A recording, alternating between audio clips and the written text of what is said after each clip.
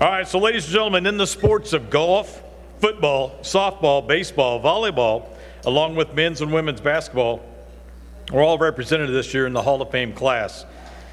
The Hall of Fame was established in 1986 to recognize outstanding achievement by Missouri Western State University alumni, faculty, staff, and or meritorious service in the areas of athletic achievement, coaching, or other noteworthy accomplishments in athletic-related areas.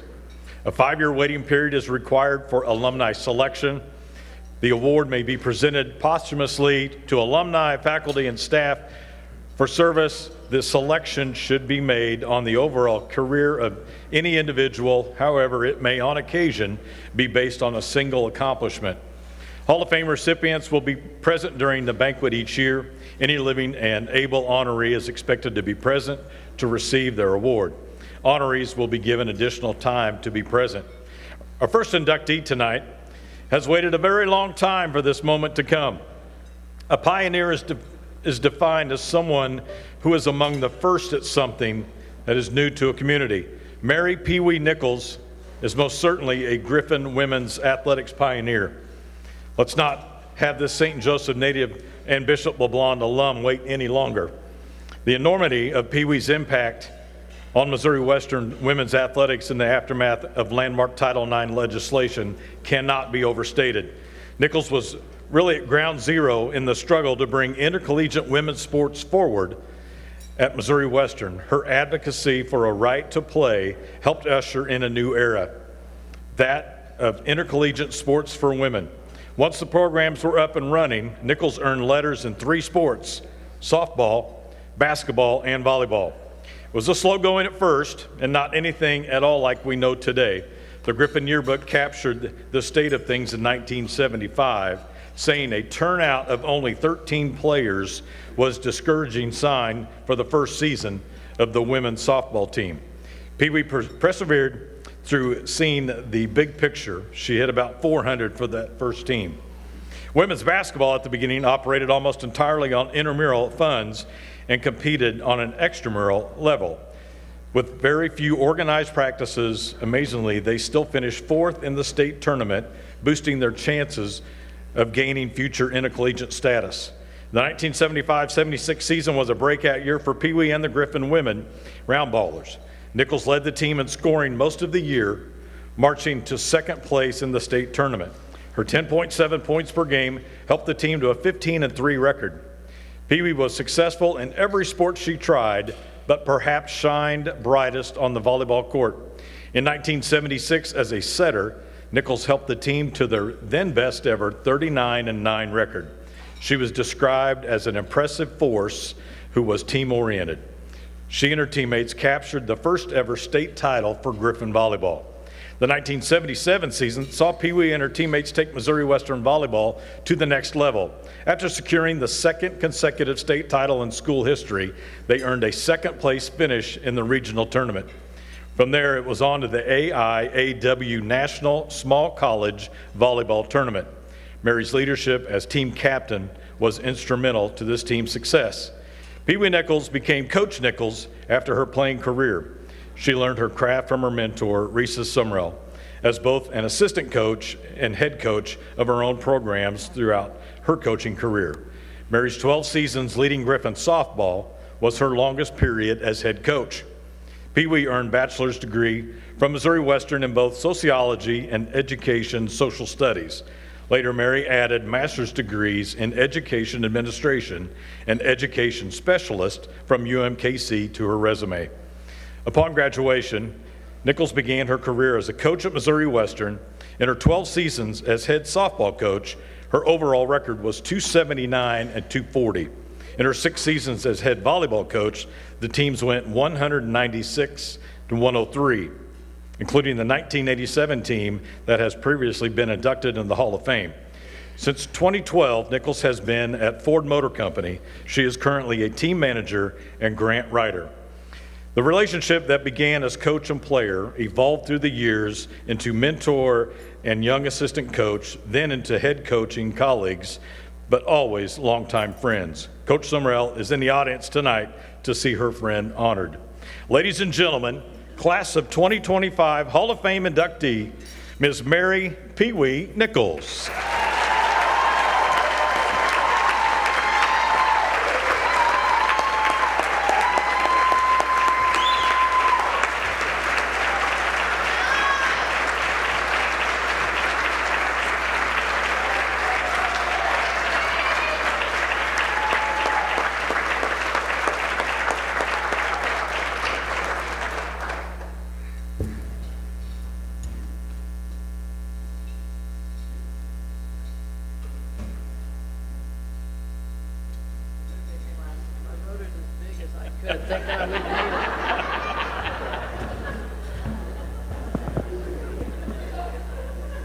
I really don't think I'm going to need them. So first of all, for me, it's a big thank you. I'm humbled for the recognition.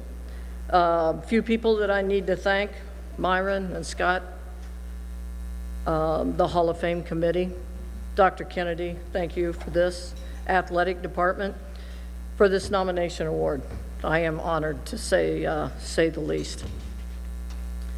And then 2 tables, my family and friends, table 3 and 18, I think. Y'all, thank you for coming.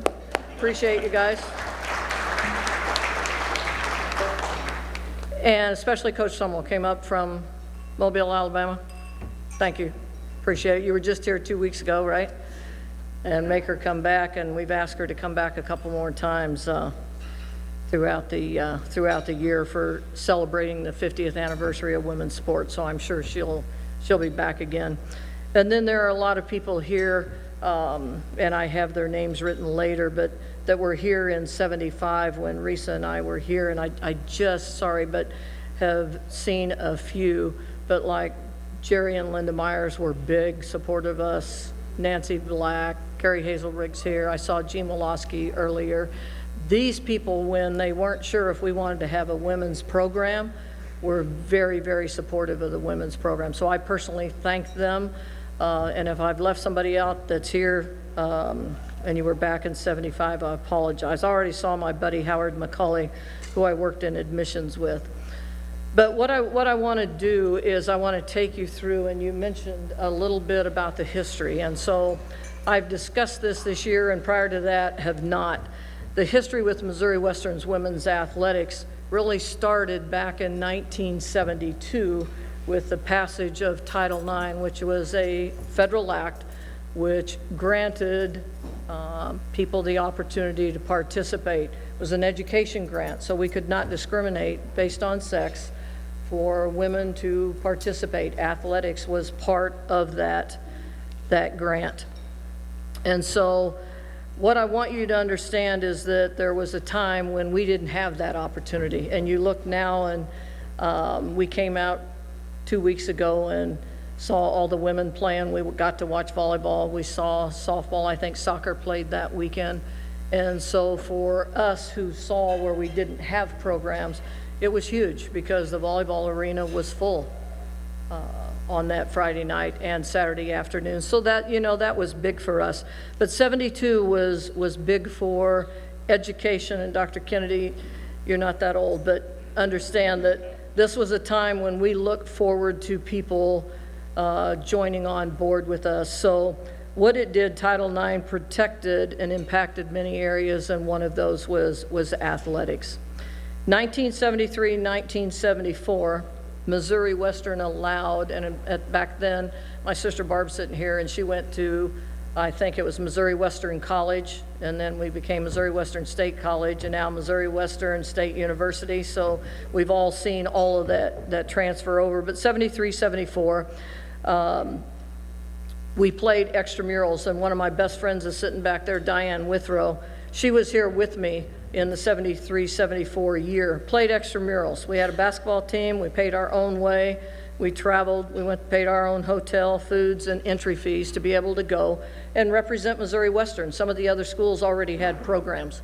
And so we went and represented Missouri Western proudly, and then came back at the end of the spring after having played at, I think it was MU, SMS, we played both of those places. We played at Northwest, and actually we were pretty good.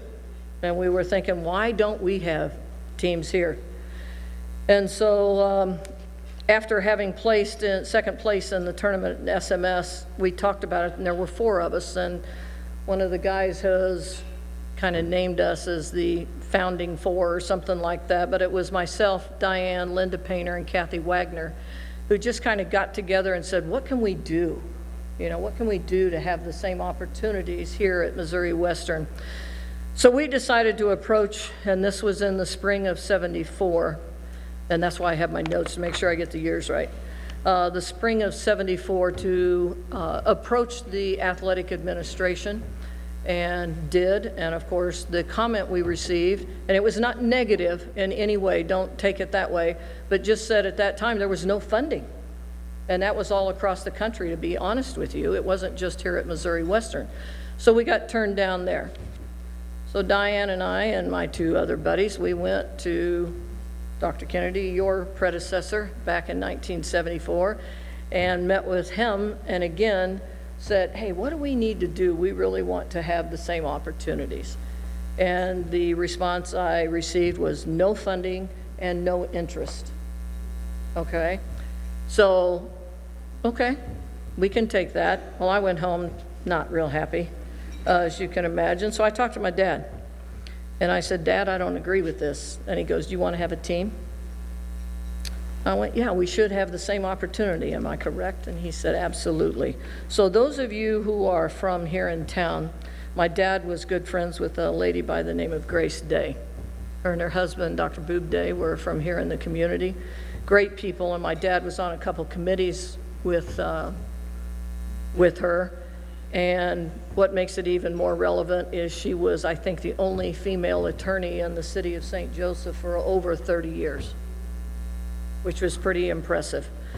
And so my dad said, all right, you want to play? Then you need to work for it. So he set us up an appointment with Grace Day, and the 4 of us, Diane sitting there with me, we went down and met with Grace Day and said, you know, here's the response we received. We understand that it's about funding. We're not trying to take anything away from the men. We just want to have the same opportunity. That's what we were looking for. And so she met with us for about an hour, and she said, okay, I'll take care of it.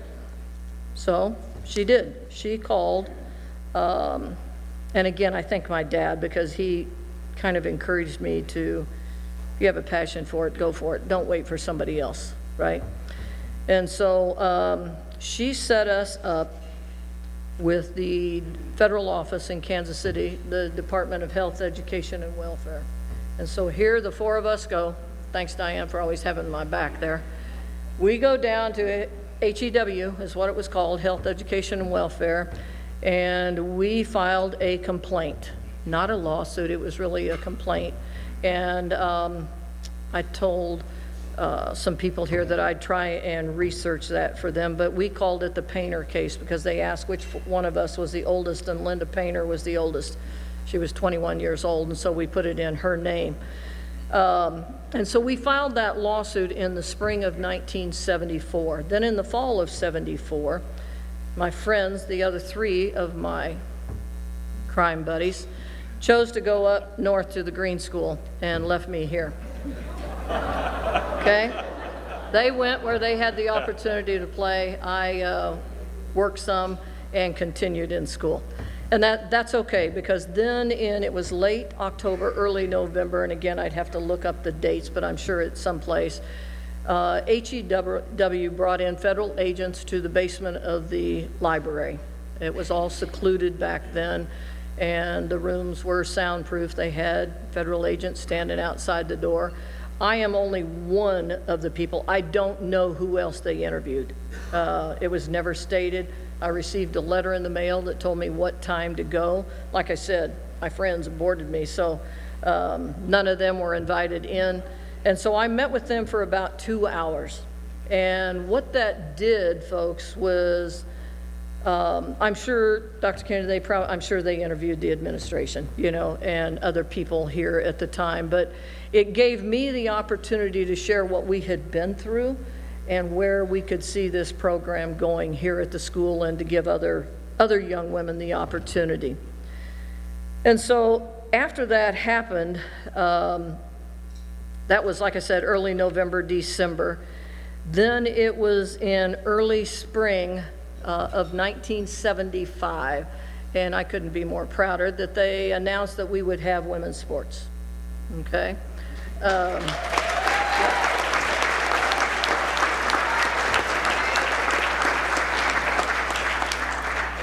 So in 1975, they introduced that we would have women's volleyball, basketball, softball, and tennis. Coach Summerall, who's sitting there with her phone up, I don't know why, but she's got her phone up back there, came in July. So they announced it in the spring, and then they hired Coach Summerall in July of 1975, and she coached the first three sports, 3 of the 4. And Bonnie Green, if I know some of you are sitting around, remember her, she was a PE teacher. She coached tennis the first year.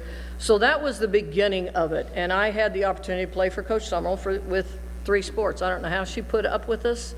We were raggedy old players that really didn't have what these young kids have today with the opportunities to do weightlifting and everything like that. But what we had was a passion to play and the opportunity. And so Coach Summerall, I think, coached volleyball, basketball, and softball for 3 years, so I had the opportunity. I was almost finished with school. I think I played 2 with her in two of the 3 sports. But what happened from them that year, it really was difficult, and so many of you are so young. You look at the field house now, we only had the one gym. The one small gym in the facility. And so if it was raining, football came in, right? So Hicklin was in with the football players if it was raining. So volleyball went up on the balconies. During basketball season, Coach Filbert was here. Coach Filbert practiced minimum of 4 hours. So we practiced after Gary Filbert. All right, and then Menace had baseball, so Menace was in there in the spring. And so Coach Summerall, bless her heart, we had ground balls down by Gary Hazelrig's office in the hallway. We practiced up on the balconies. We taught people how to slide on the gymnastic mats, whatever we could do to have the opportunity to play, because we were grateful for the opportunity.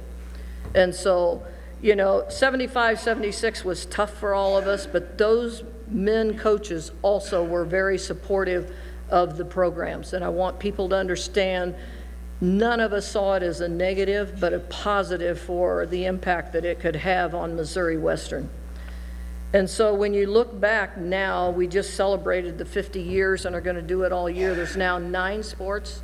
Risa led the national championship team. It's the only one here at Missouri Western.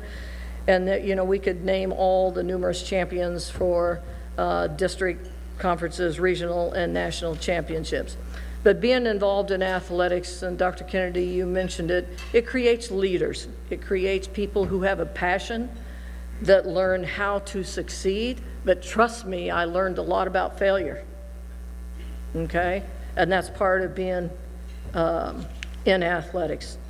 So just continue to go out and make a difference. Have a passion and go make a difference doing something that always works.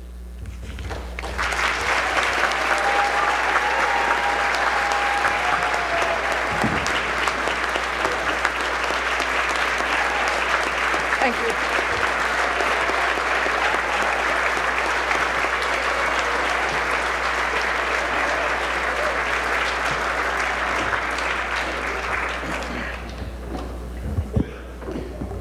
Congratulations, Pee Wee, on your selection to the Missouri Western Hall of Fame. That's age. Thank you. There you go.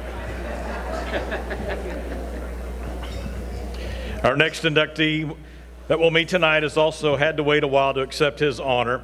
Originally selected for induction in 2023, career obligations prevented him from returning to campus to accept.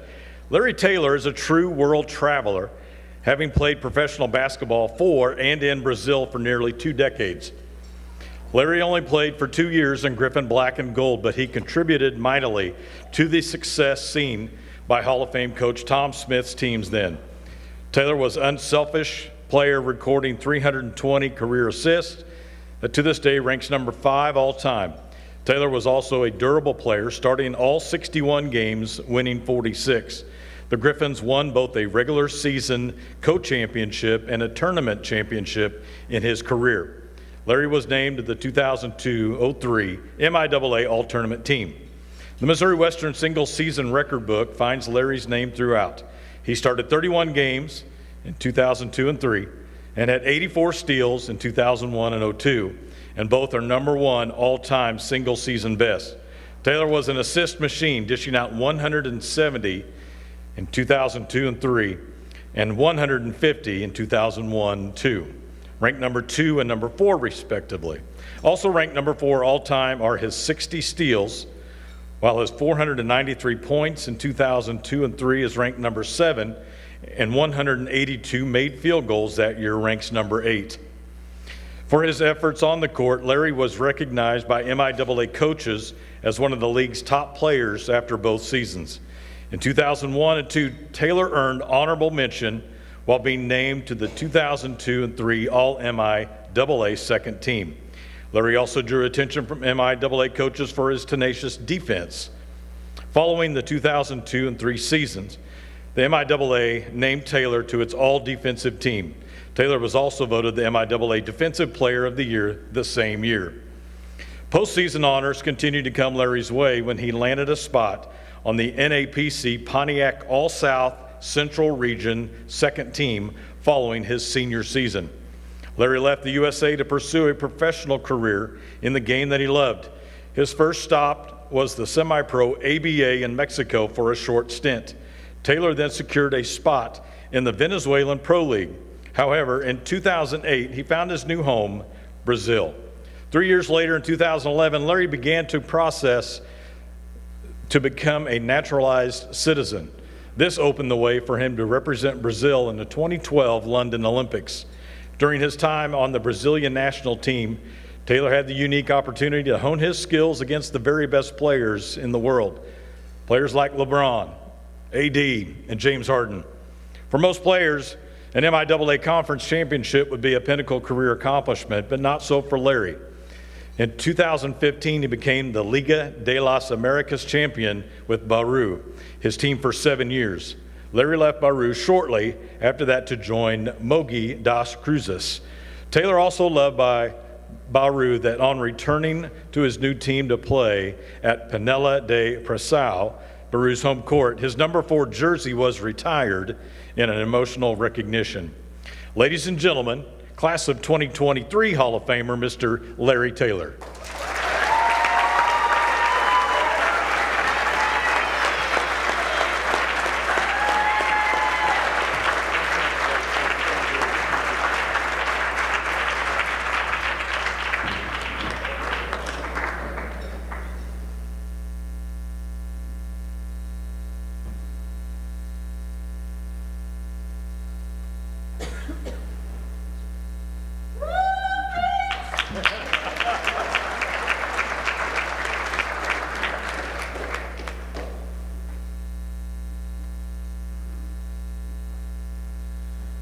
Hello, everybody. Good evening. Hope you guys having a good time. Everybody looking good. Everybody came out here to enjoy it. So let's give applause to everybody that came out to support all of us getting in tonight. And I want to say congratulations to all you guys that are up here getting inducted as well. It's an honor to be up here with you guys, so congratulations. Hope you guys enjoy the evening. And for tonight, I was thinking about writing a speech, but I said, you know what, I'm gonna just say it from the heart, because I feel like just feeling the moment and coming out and just speaking from the heart. But I do want to read one thing right quick. I had a great time at Missouri Western. Coach Tom Smith is the greatest coach in basketball history. And Larry, if you tell anybody I wrote this, I'm gonna make you run lines still. So, but no, but yeah, it's amazing to be here. First, I want to thank all my family and friends at the table here that came to support me. So this wouldn't be possible, first of all, without my mom and my dad, Iris Taylor and Larry Taylor. And then everyone else that's at the table, Lynetta Taylor, Daniel Taylor, Vanessa Taylor, T. Mason, Stacy Mason, Erica Haynes, and Cy Musser. And my boy, Ty, he's doing double duty tonight because he got his wife here too, so he can't sit at my table, but I'm gonna remember that. All right.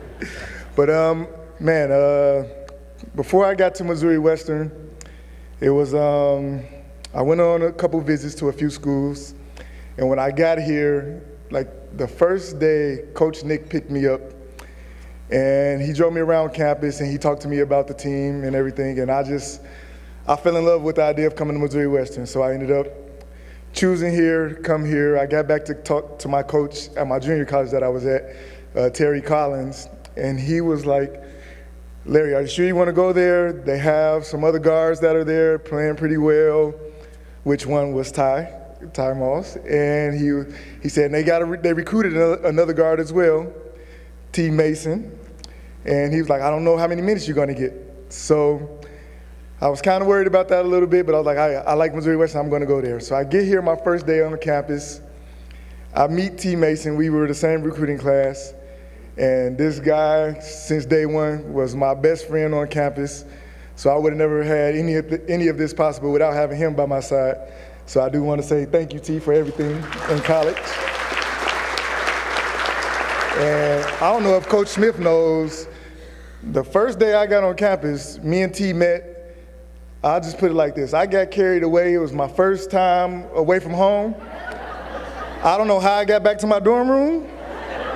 But thank you that I had T with me, because he got me back. I started my college career on the wrong note. I missed the first team meeting, missed the practice, everything. So I just told Coach Smith I was sick that day. So now you know the truth about that day, Coach. But man, it was amazing playing here. Just coming here and walking into the stadium and seeing the black and gold every day for practice. The practices were amazing. One of the other things that was really a driving force for me, I don't know if they know it, but the women's team, the ladies, Joanne, Aubrey, Nicole, I don't know if they know, they had such a great team and they played before us.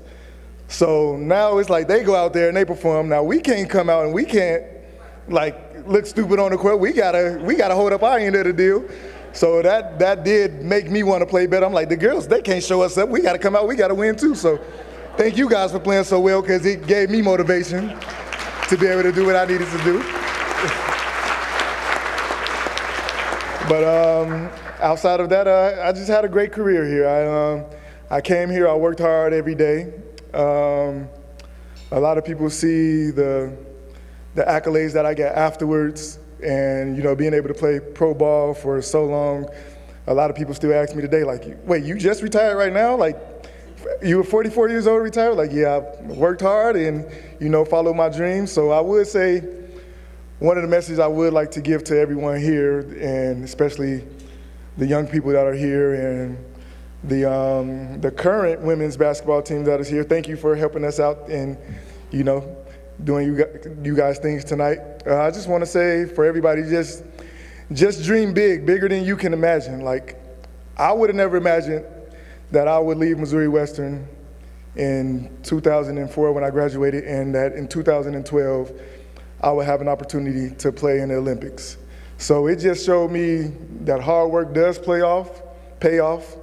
And if you dream bigger, even if other people don't believe in your dream, you know what you have inside of you, inside of your heart, and you continue to believe in your dream, and you can go, the sky's the limit. There really are no limits, so just make sure every day, if you have a dream, and it might seem crazy to some people if you say, I'm pretty sure there were people in my family that never thought I would be able to play basketball professionally. When I talk to like some of my cousins and aunties and all that stuff, they're like, you're doing that? You're too short. You're not gonna make it.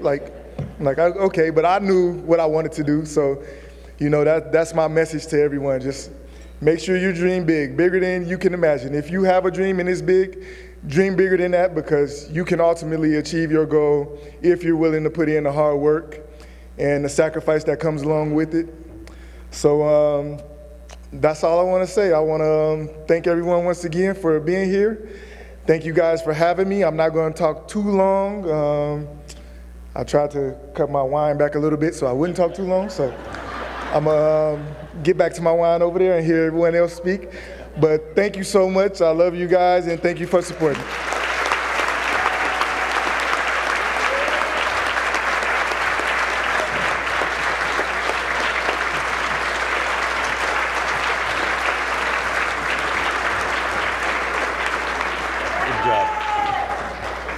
Ladies and gentlemen, class of 2023 Hall of Famer, Mr. Larry Taylor. Congratulations. At this time, I'd like to ask all the members of the 1996-97 women's basketball team to please leave your seats and gather at the front of the room to my left, your right, to be introduced as our next inductees tonight. Just please, if you'll make your way up.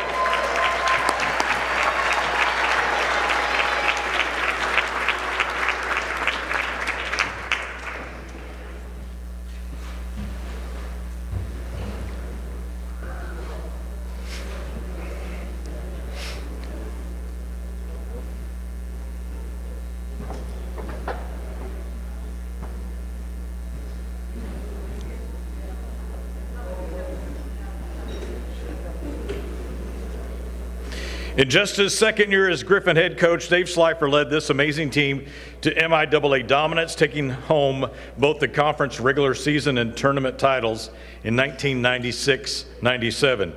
This team had a great mix of upperclassmen leadership coupled with a talented group of younger players that gelled together to produce this Hall of Fame season.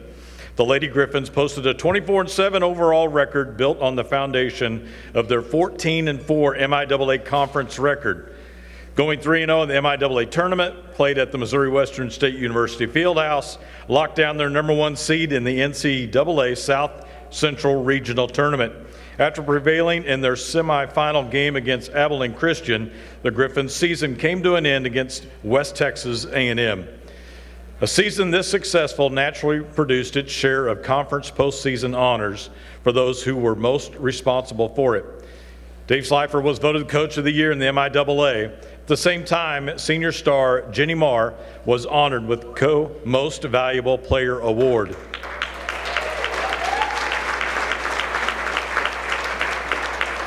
The conference honors continued with recognition for many other members of this championship team.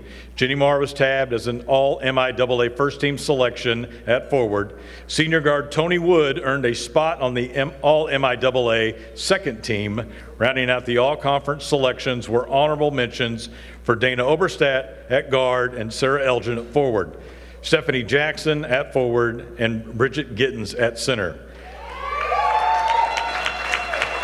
Now let's meet this championship team. Ladies, when your name is called, please come to the area in front of the stage, receive your Hall of Fame plaque. Maria Cole Coleman, number 12.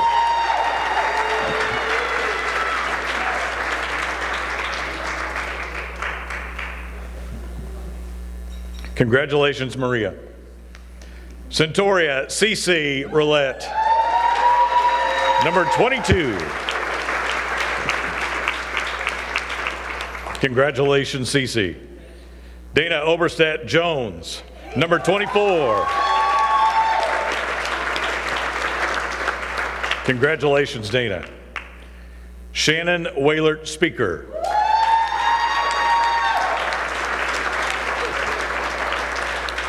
Congratulations, Shannon. Marlena Langford, number 32.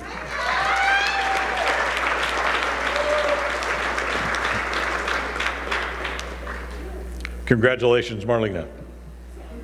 Christy Breeding Boxeth, number 33.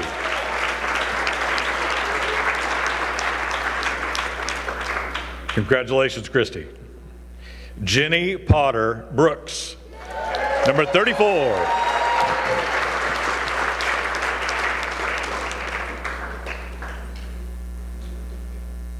Congratulations, Jenny. Stephanie Jackson Klein, number 35. Congratulations, Stephanie. Tony Wood Collins, number 41. Congratulations, Tony. Sarah Elgin Surface. Number 42. Congratulations, Sarah. Brandy Peak Eagleson, number 43. Brandy is not able to join us this evening, but congratulations, Brandy. Jenny Marr, number 51.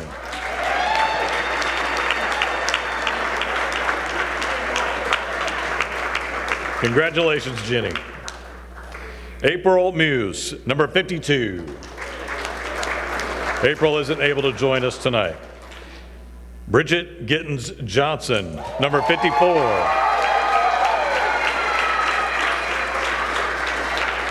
Congratulations, Bridget. Philana Harris Blakely, team manager. Congratulations, Philana. Terry Schreischerhun, assistant coach. Congratulations, Terry. Josh Keister, assistant coach. Josh is not able to join us tonight. Tammy Slifer, assistant coach. Congratulations, Tammy.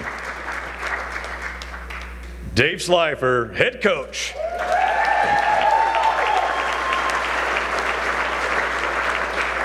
Congratulations, Coach Slifer. Coach Slifer, will you accept on behalf of the team?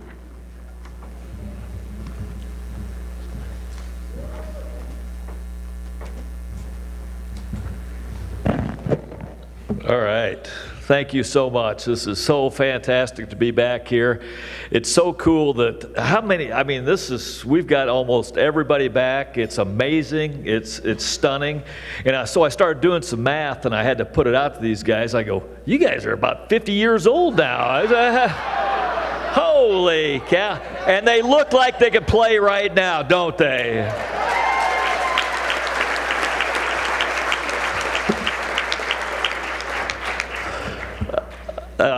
The two speakers before were fantastic. Great job. I loved hearing about how things got started. Larry, that was fantastic what you said. And this is kind of a family business for us. Obviously, my wife's one of the assistant coaches. Our kids were born in Cedar Rapids, but they grew up in St. Joe. We had 9 great years in St. Joe, and they ended up graduating from Central Missouri. But my son had a text back and goes, he was probably 6 or 7. He goes, Larry's there? That is unbelievable, Dad. He was so good. And one of the things about Missouri Western is it's such a community. It is. We had great friends and boosters that did great things for us, and that's what makes it all worthwhile. I mean, it's a small, heck, we even invite referees' parents here tonight, the Hazel Riggs. All right, thank you so much.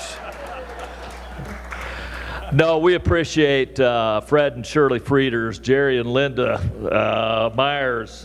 We've got John and Cheryl Schlange here, and Nancy Black, Denise Reynolds, and those are people that are around the program all the time. And we had great times. We had great fun.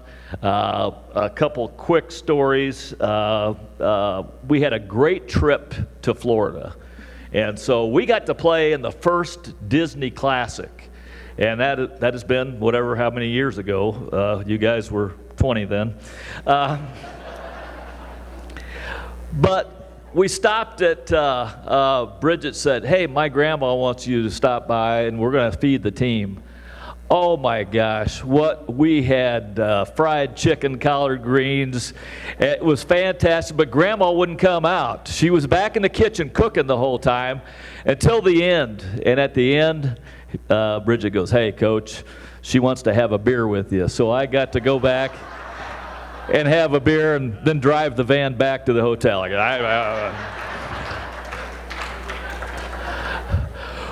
One of the funny stories that we had was we got to host a regional that year, and we're playing Abilene Christian, and we're down 15 at half. And it's just no fun getting down and at home in a regional game. And I still remember us trying to, rally the troops at halftime, and there wasn't much good happening. And I just remember Tony Woods going, "Let's go out and shoot, and let's get some scoring done." And so we went out and we beat them in a great game, in a semifinal game. And this team was a blast. We were 16-12 the year before, and we were okay. We weren't fantastic, but we were okay. And things weren't going well. We got beat early in the year, and this is almost like a movie. But I finally took one of the players aside and I said, "Sarah, you're going to have to start doing a little better job of leading here." And I swear it was the greatest locker room scene ever. It was so much fun. It was Sarah kind of talked and said a few things, and Sarah's kind of a natural born leader. And she said, "You know what? If you don't want to do it, get out of here." And she might have used a few other words too. And from that point on, and she was only a sophomore at the time, from that point on, we played together, and we played well, and we had an absolute blast. And so, guys, congratulations. I am so happy for you, and I'm so glad you all came back. Thanks so much.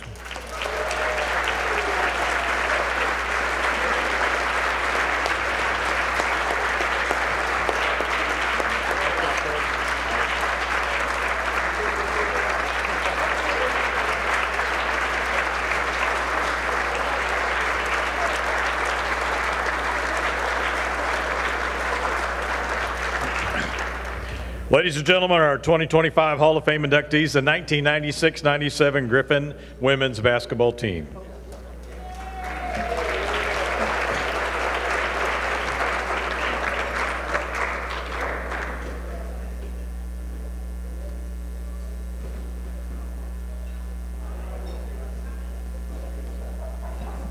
And there'll be plenty of time to get pictures after we're done, but if you want to get something done now.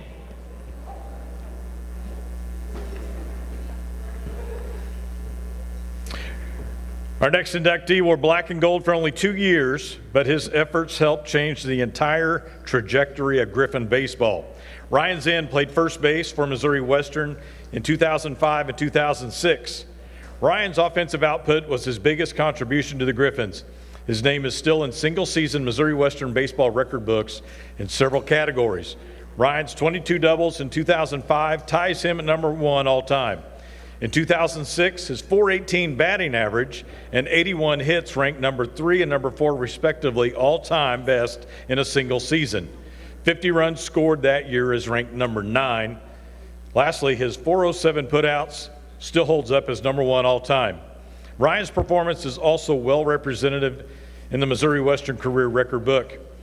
He is top 10 all-time in several key categories. Zinn hit .396 in his career, ranked second all-time. 753 putouts and 38 doubles come in at third and fourth, respectively. Ryan's 67 double plays turned, ranked sixth all-time, indicative of his good glove work. Zinn is in the top 10 with 149 hits at 9th and 220 total bases, ranked 10th all-time. Zinn earned all MIAA honors for both seasons he played for the Griffins. The 2005 season saw him named to the All-MIAA second team, and his outstanding performance in 2006 earned first-team accolades.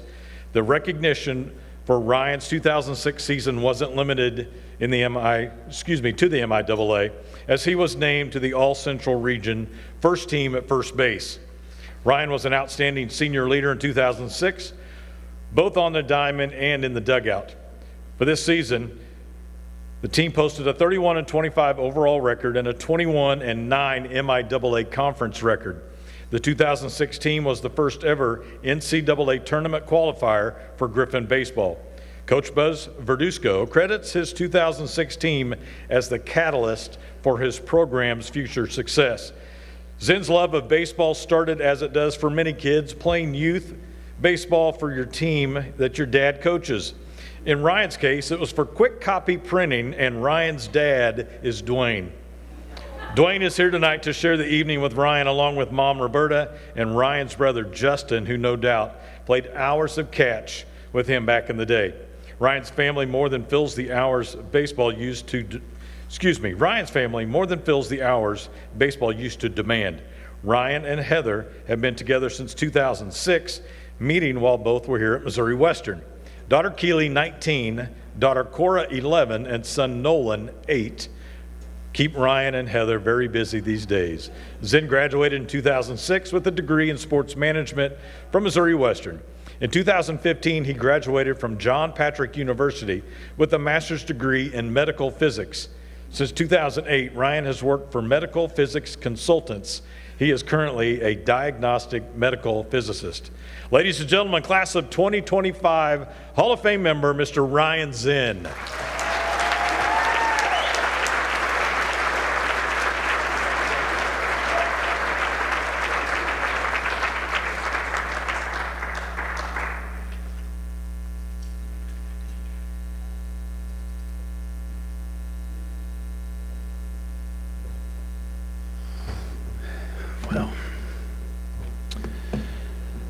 Well, what an introduction. That was absolutely incredible. So thank you. Thank you. What an absolute honor it is to be here in front of all of you and with so many of my teammates here tonight, as well as Buzz. Thank you to Missouri Western staff and alumni and all the partners for this incredible event. And Scott, what a great job you've done. You have been absolutely amazing. So thank you so much. My parents are here tonight, Dwayne and Roberta, and I just really like to say thank you so much for everything over the years. You can probably hear it a little bit, I'm sure, but the time, the effort, the resources, it's incredible. And doing that for me and Justin at the same time for years and years, it's something that's not really knowable until you do it. And I think now that I'm doing it with my kids, I really feel like I have a deep appreciation of what it really takes to know what you did for me. So thank you so much.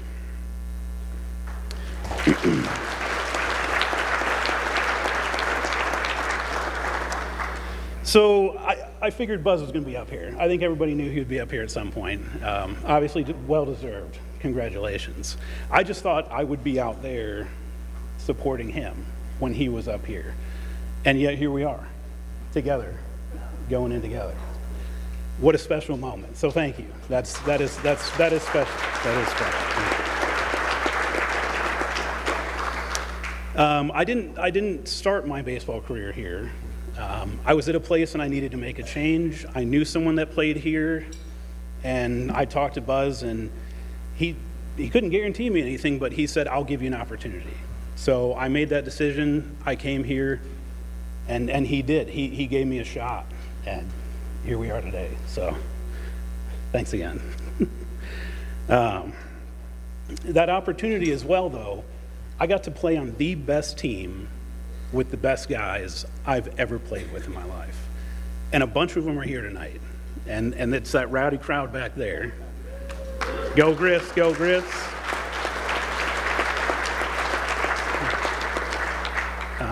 So many of us still talk all the time. I mean, so many of us talk almost every day.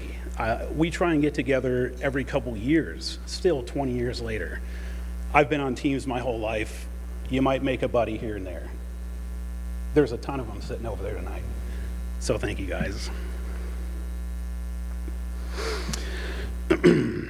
As I said earlier, I didn't start my career here, but I did finish it. And it was a wonderful place to finish a career. And out of all of this came a family. And my wife that I met here, Heather, is here, and thank you so much for being here and with me through all these years. I think it's a real special thing to have my baseball family here, my parents, and the rest of my family. So thank you.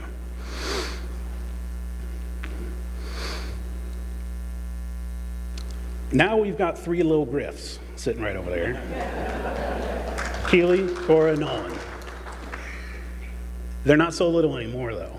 I've got an adult hanging out over there. I taught somebody to drive. It's still weird. It's still weird to even say that, but I've done that.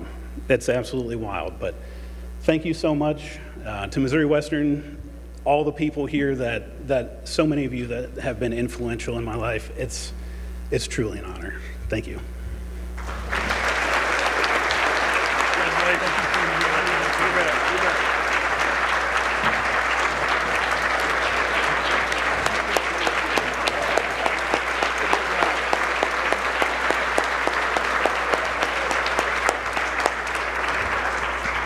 Congratulations, Ryan, on your induction to the Missouri Western Hall of Fame. All right, imagine you're 18 again. Imagine your dream is to compete in your sport at the college level. Imagine the mixture of excitement and fear that you have at leaving home for this next chapter in your life. Now put yourself on a plane, not to fly across the state of your home for the next 4 years, not even to fly across the country, but to fly more than 24 hours across the world. A new land, a new culture, a new language, and a new food. That's the challenge our next inductee embraced to pursue her dream. She, Ching Ong, brought her massive talent from Malaysia to Missouri Western. Chingy had a freshman year that foretold her Hall of Fame career. Chingy competed in 12 events, finishing in the top 10 a remarkable 8 times. The highest finish came for Ong at her home course, winning the Holiday Express Classic. Her outstanding season earned her MIAA Freshman of the Year honors. To cap off the year, the entire Griffin team qualified for the national tournament. Chingy's next 3 years built on her early freshman success. Coming back her sophomore year was not guaranteed, though. Back home, Chingy's dad suffered a severe eye injury, leaving one eye without sight. Chingy made the hard decision to return to campus while her dad recuperated. She later said, "It's the best decision I've ever made." Through Chingy's career, her scoring average improved 2 full strokes. Ong's play was dominant all 4 years, as she won a total of 14 events and finished top 10 in 36 of 46 events. Now that's incredible. Wow. Wow. With such outstanding and consistent play, it should not surprise anyone that Ong earned first team All MIAA all 4 years she competed. In addition to her MIAA Freshman of the Year award, Chingy received an unprecedented 2 Player of the Year awards in 2018 and 2019. Besides competing in the NCAA National Tournament after qualifying with the team during her freshman season, Chingy qualified as an individual for the NCAA Division II Women's Golf Championships in both her 2018 and 2019 seasons, with her highest finish tied for 19th in 2019. Ong was the recipient of the 2019 Tom Smith Career Achievement Award, first established in 2014 to honor an outstanding career-long contributor. One of her teammates, Tiffany Yabut, said this about Chingy. "Chingy stays calm and confident. Her mental toughness is greater than anyone I've ever played with." Greg Dillon recruited Ong from Malaysia with the encouragement of then Missouri Western State University golfer Celine Lim. In 2019, Ong was showered with achievement awards.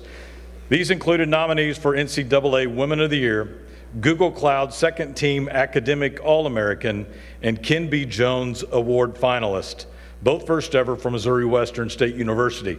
Missouri Western in 2019 named Ong their International Student of the Year.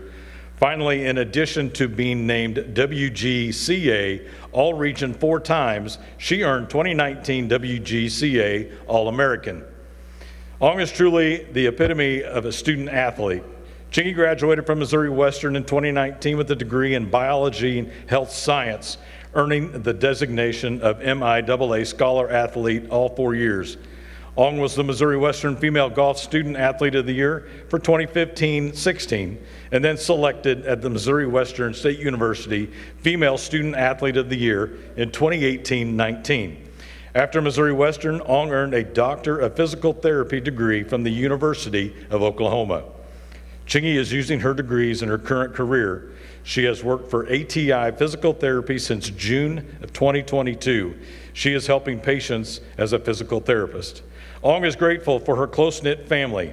Mom Miso, Dad Shangya, and brother Juan has supported Chingy throughout her golf career. They are unable to join us tonight. Ladies and gentlemen, class of 2025 Hall of Fame member Shi Ching Ong.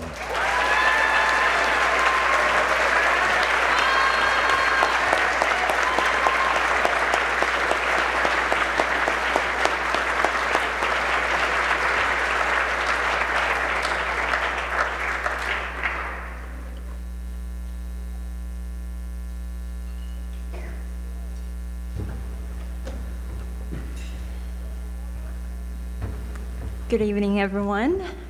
My name is Shi Ching Ong, also known as Chingy during my time in Missouri Western. First of all, I'm really grateful for everybody that could be here tonight. It is such an incredible honor to be standing here to be inducted into the Missouri Western Athletics Hall of Fame. When I look back, it's really hard to believe how far this journey has come. I was just an 18-year-old kid from Malaysia who knew absolutely nothing about America, except maybe the things I've seen in the movies. Then Missouri Western and Coach Dylan gave me this life-changing opportunity to come here, play golf, and to be a student athlete. And that decision has truly changed everything for me. And I still remember the first time when I arrived in the United States. I was traveling with my former teammate, Celine. We were so jet lagged that we fell asleep right in front of our gate during one of our layover. When we woke up, our flight had already left. So I jumped up, ran to the counter, but my leg was asleep at the time from sleeping so long, and so I immediately sprained my ankle. So yes, first week in America, I already sprained my ankle. I was injured before I even touched a golf club. So it was a great start. But thankfully, from that day forward, I was surrounded by people who helped me every step of the way, many of whom are here tonight. That table number 4, my teammates, Celine, Maddie, Callie, Jenna, and all the other people. They were truly my first family away from home. Y'all drove me to the golf courses to practice, showed me around town, introduced me to American culture and food, especially the dinner rolls at Texas Roadhouse. Y'all made sure I never felt too far away from home, and I'm truly always grateful for that. One of my favorite memories during my time, my freshman year in Missouri Western, is that our women's golf team made it to the National for the first time in the program history. That moment was unforgettable. The excitement, the pride, the realization that we had just made school history. It really inspired me to work harder. And from that day onwards, I told myself that my goal every year is to be better, is to be the best I could be. And that drive has stayed with me ever since. To Coach Dylan, thank you for taking a chance on me and believing in me. You gave me the opportunity to build not just my career, but also my confidence and direction in life. So thank you. To my professor, coaches, staff, and friends, thank you for always supporting me, challenging me, and helping me grow both on and off the golf course. Every small gesture made a huge difference.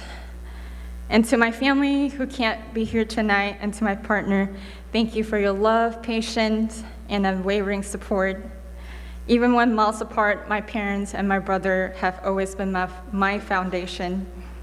You've encouraged me to chase a dream that once felt impossible, but I've done it, everything I've achieved, with everyone's believing in me. And having my partner here tonight makes this moment even more special. I wouldn't be standing here without all of you, so thank you. And finally, thank you to Missouri Western. Thank you for giving me a place to learn, to compete, and grow into who I am today. The university took in a young girl halfway across the world, gave her a home, a team, and memories that would last a lifetime. This honor isn't just mine, it belongs to everyone who has been part of my journey. I'm so proud to forever be part of this Griffin family. So thank you, and go Griffs.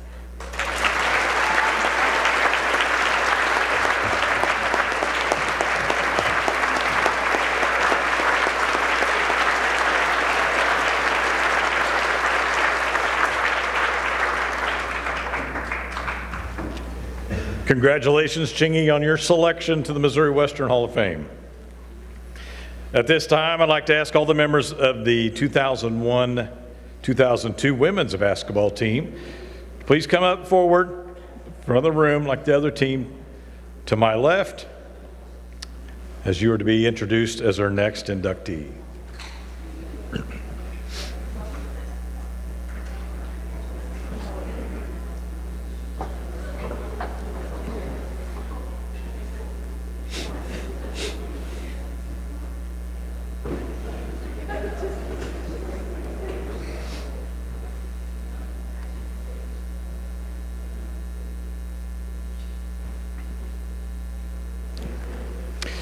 To borrow loosely from the basketball vernacular, Dave Slifer's 2001-2002 team recorded a double-double, taking home both the MIAA regular season conference championship and the MIAA tournament championship. This team accomplished the feat for the second time in Coach Slifer's time at Missouri Western women's basketball head coach.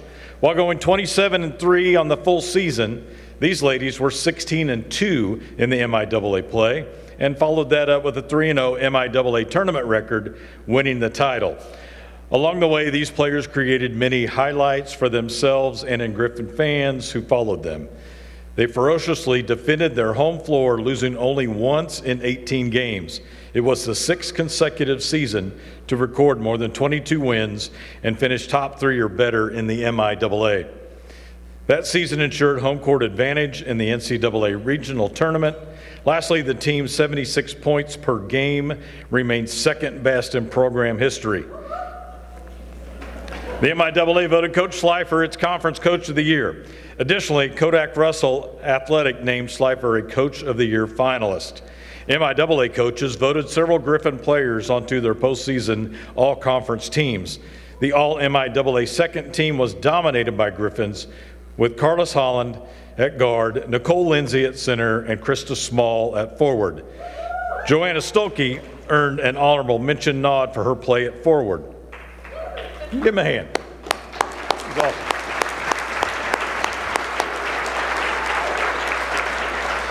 Outside the MIAA, 2 Griffins were noticed, with Krista Small landing a spot on the All-South Central Region second team, and Nicole Lindsay named a Kodak WBCA All-America team finalist.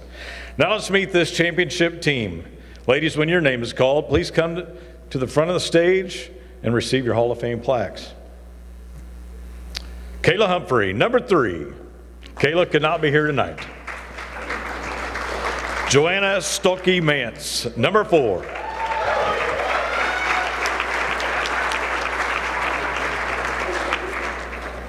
Congratulations, Joanna. Carly Lee Moss, number 11.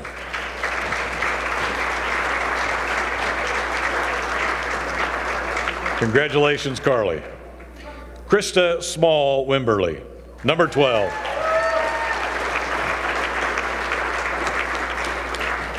Congratulations, Krista. Michelle Parlett Spiker, number 20. Congratulations, Michelle. Carlos Holland Smith, number 21.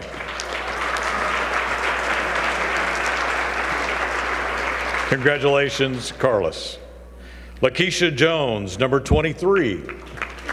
Lakeisha could not be here tonight with us. Tara Roth, number 25.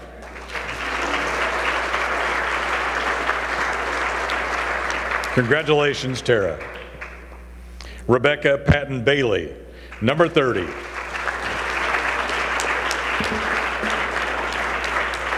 Congratulations, Rebecca. Kim Burns Keister, number 33. Kim cannot be here tonight. Jamie Doss, number 40. Congratulations, Jamie. Aubrey Euler Griffin, number 42. Congratulations, Aubrey. Nicole Lindsay Collier, number 53.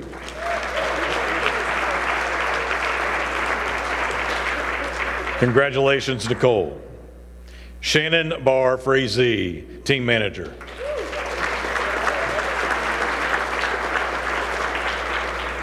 Congratulations, Shannon. Josh Keister, assistant coach. Josh couldn't be here tonight. Again, Tammy Slifer, assistant coach. Congratulations, Tammy. And your head coach, Dave Slifer.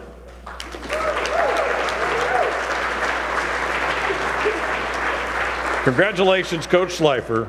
Will you accept on behalf of the team?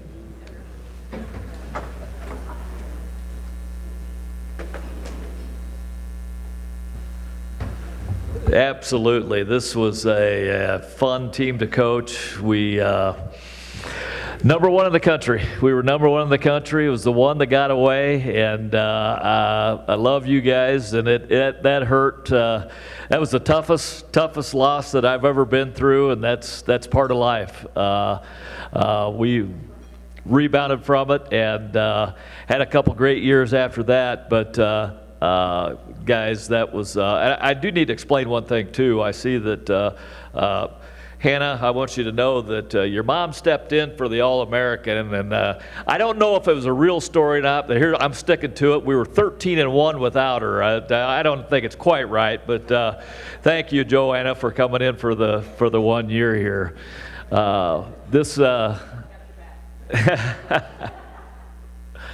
No, this is a team that I'm extremely proud of, and it has kept us going. It's kept us up at nights. We were that good. We were that good. I'd like to apologize right now that we didn't get that done, but I love you guys, and certainly. We were fortunate enough to get one in 2018, and that night all I could think about was you guys. We should have had two. Sorry, guys. Yes. Love you. Thanks for everything.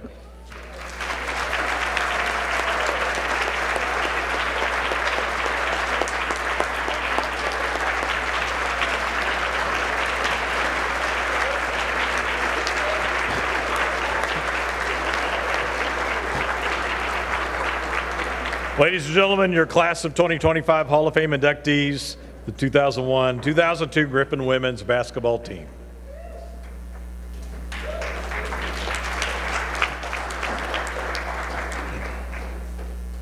Griffin football was blessed with enormous talent in the mid-2000s. Our next inductee tonight comes from Plattsburgh High School, just 30 minutes down 169 Highway, and was a big part of that talent. J.R. Graham emerged as a huge part of the stingy defense of Hall of Fame coach Jerry Partridge put on the field from 2005 to 2007. From his spot in the defensive backfield, J.R. stood out for his toughness. He recorded 192 career tackles, tied for 10th all-time at Missouri Western. Graham was a very disruptive presence from his spot in the Griffin defensive backfield. J.R. posted 19 career pass breakups and 5 interceptions. Graham recovered 4 fumbles, one of them a 42-yard scoop and score. The talent I spoke of just a minute ago clearly manifested itself during the Griffins' 3 9-win seasons and 3 postseason appearances during Graham's career. During his time as a Griffin, J.R. contributed to wins in both the 2005 and 2007 Mineral Water Bowls.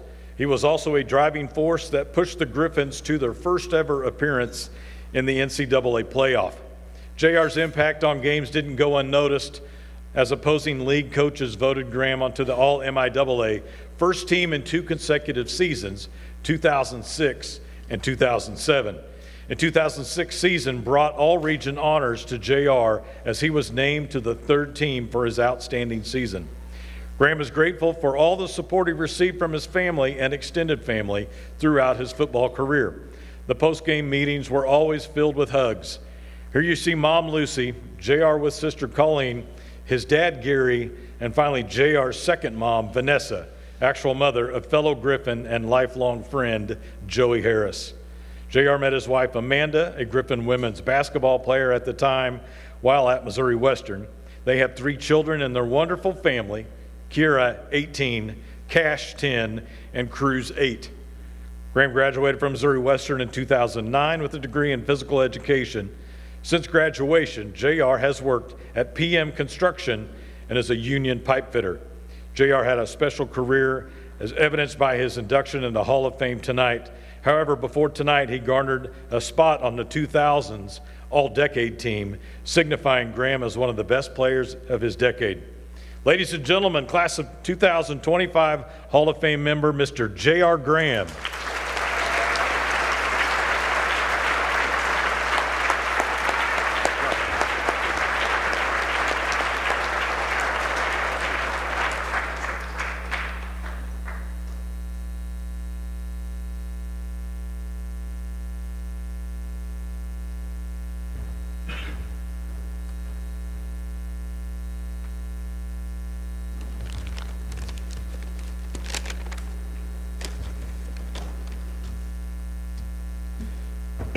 You gotta excuse me, I'm kind of old school.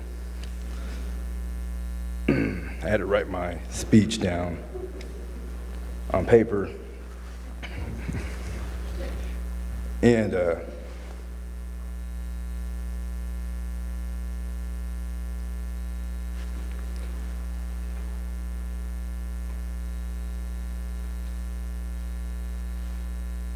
I don't know why I'm nervous right now.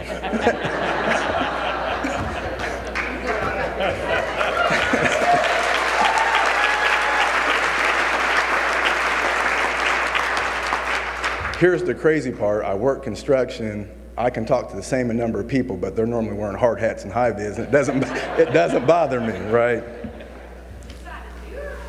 But I had a funny, right? Because I knew this was going to happen. This is how I know I am.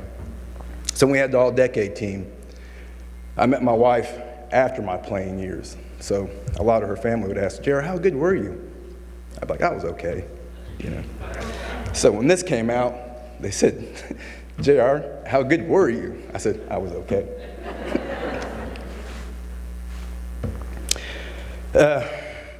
First off, I would like to thank God.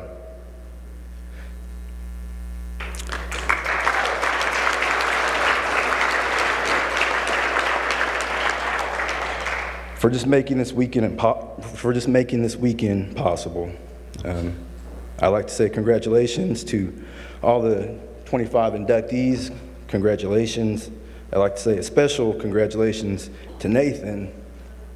Not too often you can have the same class and say you played with somebody. Me and Nathan played together, so congratulations, buddy. I'd also like to say a special thank you to Scott, Zach, Mr. Workman, Ryan Minley, and their staff, Missouri Western, anybody who helped out with this weekend. I can't imagine how long it takes to piece something like this together. You know, the behind the scenes, the people we don't know about. I really want to give you a round of applause.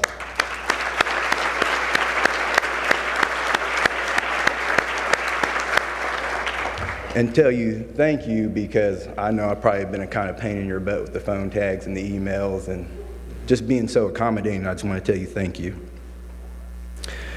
I want to say thank you to Missouri Western. Why? Because this is where I met my smoking hot wife. She's a fellow Griffin.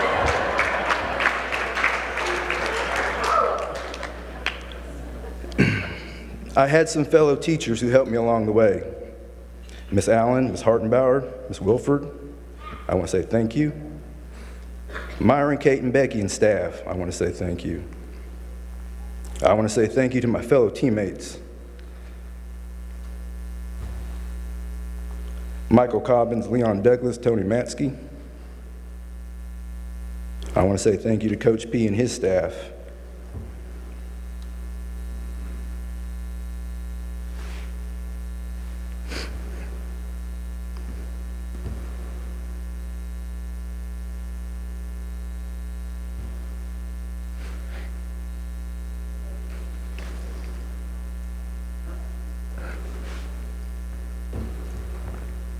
I want to say thank you to my family.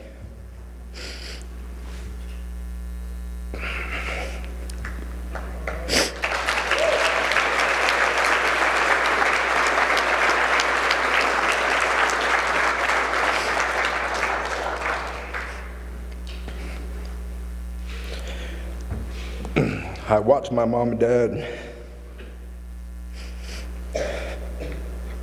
literally chase me all over the country so I could do something I loved. I appreciate that.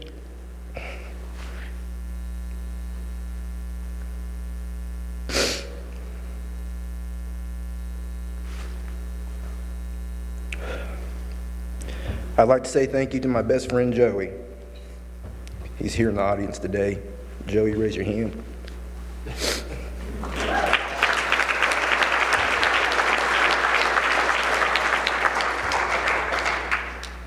I hope you all can find a Joey Harris in your life.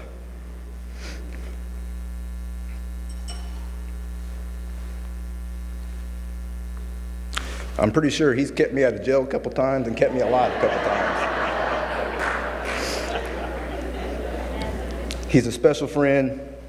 I've known him my whole life.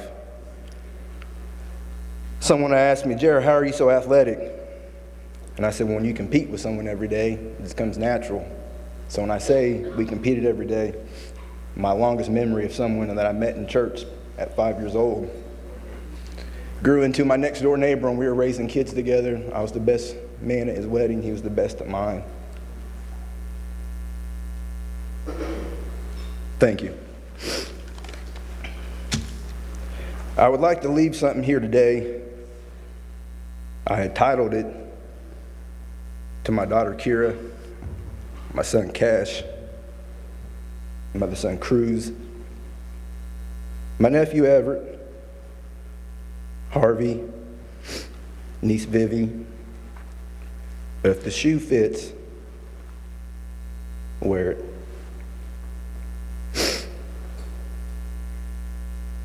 Build like Noah, fight like David. Lead like Moses, love like Jesus.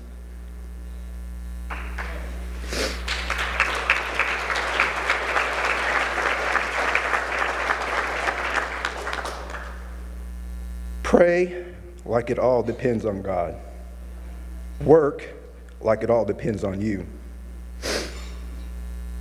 If God can take things away that you thought were untouchable, He can also give you things that you thought were impossible.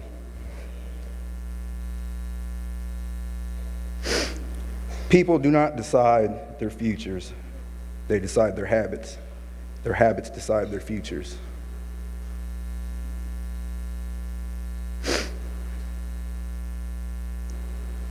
How big would you dream if you knew you couldn't fail?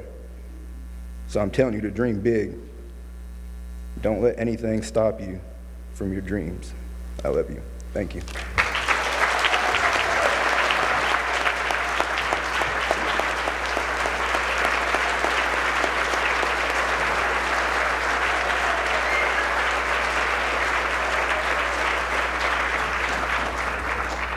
Congratulations, JR, on your selection to the Missouri Western Hall of Fame. If you're a fan of 2000s Griffin football, particularly the latter half of the decade, you likely know the names Drew Newhart, Thomas Hodges, and Cedric Houston. There's no shortage of publicity for these Griffin stars, who all generated statistics ranked in the top 3 all-time for their positions. Well, tonight you'll meet the Hall of Fame inductee whose offensive line play made the stats those stars posted possible. Nathan Martin is that inductee. Nathan's versatility was incredibly unique and valuable to Hall of Fame head coach Jerry Partridge's Griffins. Martin not only played every offensive line position during his career, he played them at a high level. Martin's contribution on the offensive line was instrumental in getting the Griffins to their first NCAA playoff game. Martin contributed to Griffin football success during an unprecedented run. 3 9-win seasons, 4 straight postseason appearances, 2 postseason victories, and 33 wins during his career.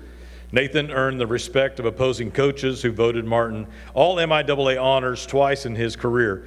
In 2008, he was named all MIAA honorable mention, and then in his senior season, Martin earned first team honors. Martin became an All-American when the Don Hanson Football Gazette placed him on their 2009 honorable mention list. Nathan was just as committed in the classroom as he was on the football field. Missouri Western selected Nathan their 2009-2010 Male Student Athlete of the Year. Martin also accorded a great honor and opportunity when he was selected to play in the 2010 Valero Cactus Bowl. The Cactus Bowl was a Division II All-Star game played in Kingsville, Texas. Nathan earned a degree in sports recreation management in 2010. He has since added additional certifications, CrossFit L1 and L2, Certified CrossFit L3, and Basic Life Support, among others. Since 2017, Nathan has used his extensive training to establish MC CrossFit, where he is owner and general manager. In 2019, Martin was selected to the 2000s All-Decade team, symbolic of one of the best players at his position in the decade. Nathan and Jill met while at Missouri Western and have been together ever since. As you can imagine, daughter Avery, age 10, and son Nolan, age 8, keep the family busy these days. They are all here tonight to see Nathan honored. Ladies and gentlemen, class of 2025 Hall of Fame member, Mr. Nathan Martin.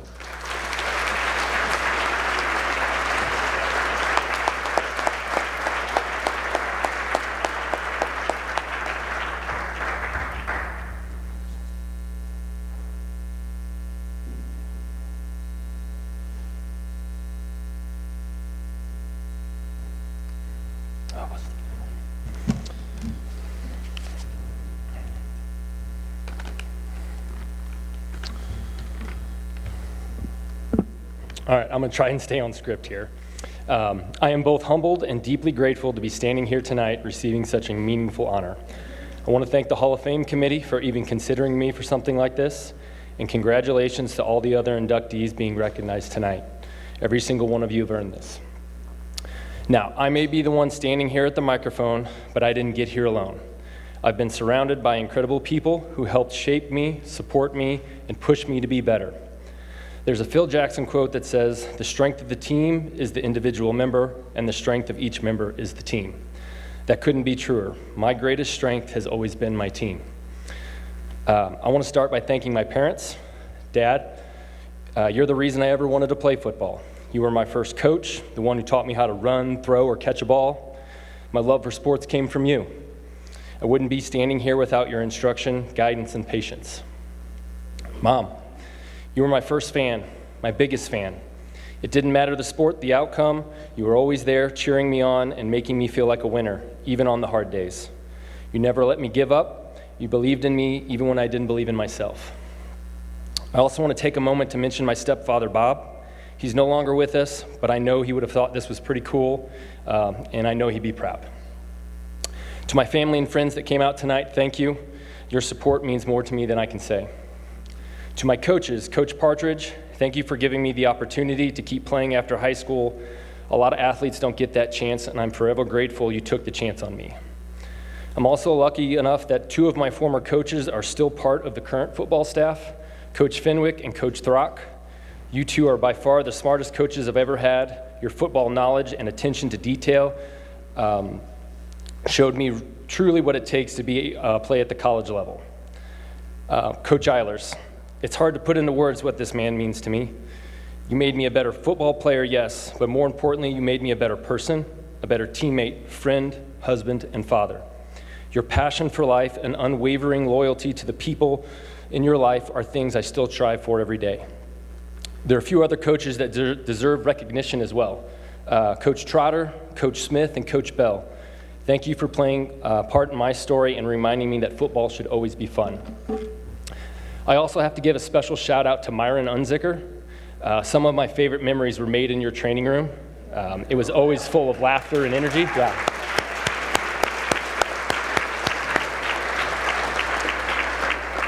It was always full of laughter and energy, which is strange because most of us were supposed to be there because we were injured.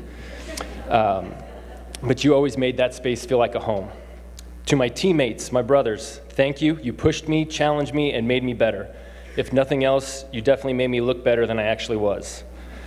I was fortunate to play alongside some incredible players, Hall of Famers like Drew Newhart, Roger Allen, Michael Hill, Gian Robinson, Macon Allen, and Jarrett Brooks. I also practiced against some Hall of Famers who made me look not so good, guys like Michael Cobbins, David Bass, and one of tonight's inductees, J.R. Graham. Congratulations, JR. I'm honored to have shared the field with you. I want to thank my fellow offensive linemen, Todd Shelton, Josh Clausen, Steve Jones, and especially Patrick St. Louis, or should I say Coach St. Louis now, as he's a coach here on the staff. He took me under his wing when he didn't have to. He taught me how to be a true teammate, a professional, and a leader. Everything I did good on the line, I learned from him. He taught me what it really meant to be a Griffin. As a kid, I dreamt of this moment. The words Hall of Fame carried so much meaning. It meant someone thought you were great. So when Scott called to tell me that I'd been selected, I was speechless. My inner child was ecstatic. And he's still in there today taking all of this in. But tonight, there are two other kids.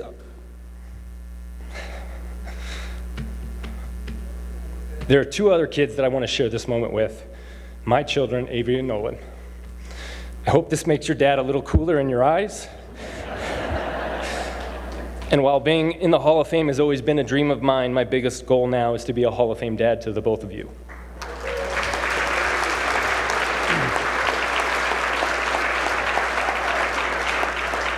I have to mention some other teammates, Brad Davidson, Michael Wrights, Daniel Atkinson, Lance Neal, and Dustin Strickler.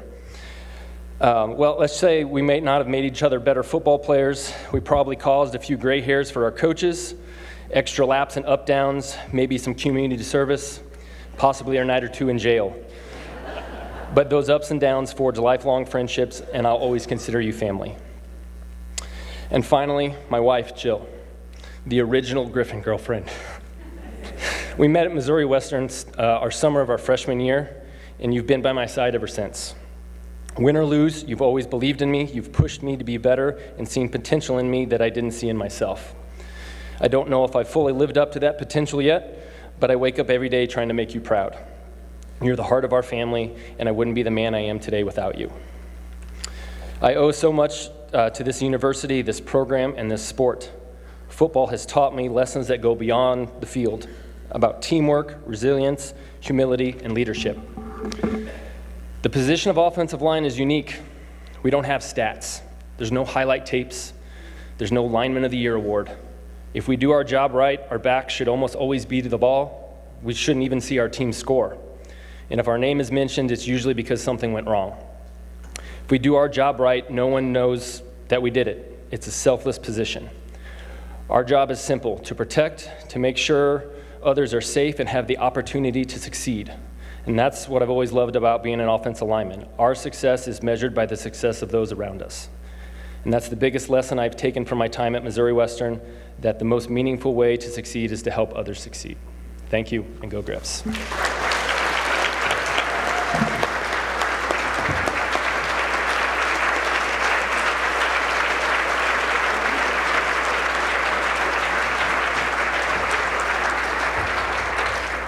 Congratulations, Nathan, on your selection to the Missouri Western Hall of Fame. Our final inductee tonight replaced a Missouri Western legend who literally started the baseball program from scratch and then promptly became a legend himself. Buzz Verduzco etched his name into the record books, while at the same time put his imprint on the hearts of fans and players alike.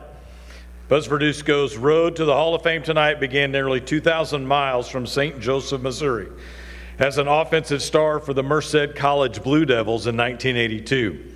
Verduzco's scrappy play also impressed Bobo Brayton, the legendary Washington State baseball coach, on a recruiting trip that he signed the young prospect.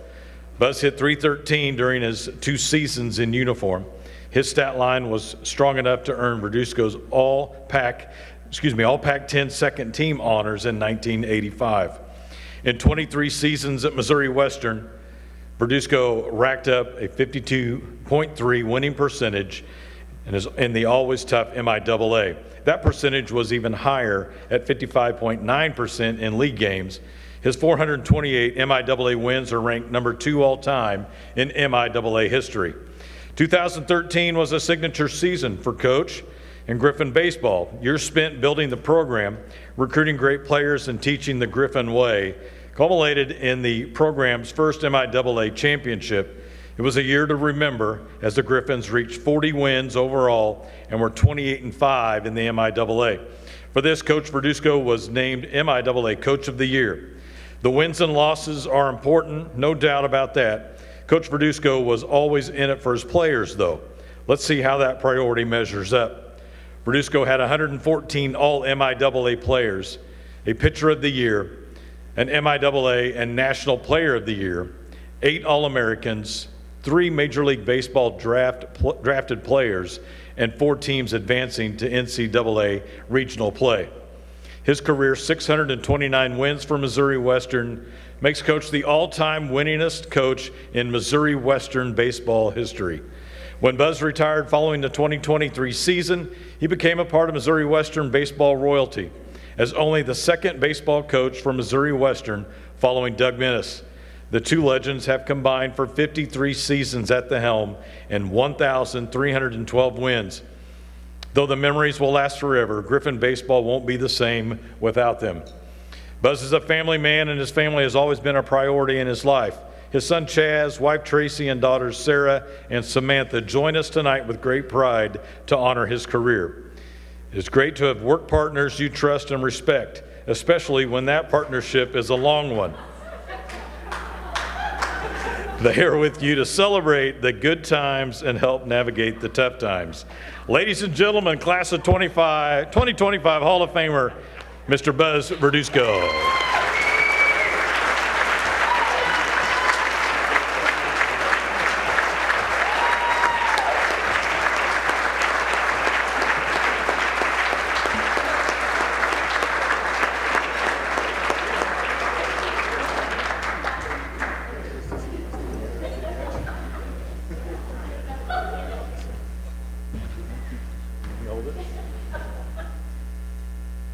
Okay, that is awesome right there. I eventually would have got to that, Jennifer, okay? But that was during our 2019 Halloween game that we'd have each season, happened to be in the indoor. And she has the whole get-up, a little bit better than Billy Payson's imitation of me. But it's funny because Jennifer she says to her husband, Reggie, "Hey, Reggie, come and give me a kiss." And Reggie says, "Oh, heck no, get away from me. I'm not doing that." And so the rest was kind of history. It was funny because I was looking at Ryan's notes, and he had it on his cell phone, and you can barely see it. And so I was kind of impressive. He's 40-something. That's even more impressive. My font's in 21, okay, sitting here, so we got to be able to get through it the best I can. Probably one of the most impressive things I've heard tonight is out of Mary, and just kind of the trailblazing effort that you put through during your time. That was just flat out amazing. That Coach Minnis used to talk a lot about you, okay, so I just want you to know that. That was impressive. Being up here with Coach Life, and we'll get to some of the others. I'm not too sure I can get through this, but I'll do the best I can. But first of all, congratulations to everybody here inducting tonight's incredible group to be a part of. It's an honor for me just to be sharing this time with you guys, so thank you. I want to first start off by thanking the Hall of Fame Committee for this incredible honor to be recognized in this way after 23 seasons at Western. I'm definitely going to cherish it without question. There are a lot of people I need to thank tonight, but let me start off with the first one, and that's Scott Graham. Where's Scott at? Okay, Scott Graham right there. I don't think we all realize just how much Scott does for this event. And when you speak to Scott, it's like he's just your friend forever. He's like the best person God could create. And all these probably can attest to it, when Scott gives you a call, it's like, oh my gosh, I mean, it's a different person calling you, you know. And so we appreciate you, Scott, and I cherish your friendship. Thank you. A huge thank you to the late Pete Chapman, who's the athletic director who hired me back in 1999, changed everything for me and kind of gave me my start at that point. But, you know, it's not a solo flight. It really isn't. And former Western President Dr. Vortabedian, at that time athletic director Kurt McGuffin, okay, they were there for us every step of the way. In fact, in 2016, we were on our way to the Central Regional. My daughter Samantha, okay, my family's over here, by the way, okay. Zoe, the best softball player I've ever coached, sitting over there. And we were on our way to the Central Regional. My daughter Samantha was graduating from West Point that weekend. Dr. Vortabedian personally paid for my flight to go see Samantha's graduation that weekend. So Dr. V, I'll always remember that, and thank you. Kurt, I meshed with you better than any athletic director I've ever worked for. You understood me, which is tough, and understood what we were trying to build. You always supported me, and that meant the world to me, so thank you, Kurt. I also want to take a moment to honor my late father, Chuck Verdusco. Some of this is history for you. Not a lot of people know maybe my background and my history, but I'll just give a little bit to you right here. But Chuck Verdusco, my dad, passed away in 1965, way too soon. He was 25 years old, a coach. I was only 2 at the time, but my aunts and uncles kept his memories alive for me and my sisters throughout our time. They loved us like they were their own, and because of them, I grew up knowing the kind of father he was and the kind of man I really wanted to be. His legacy as a father, husband, coach guided my whole life, so I was really in debt to them.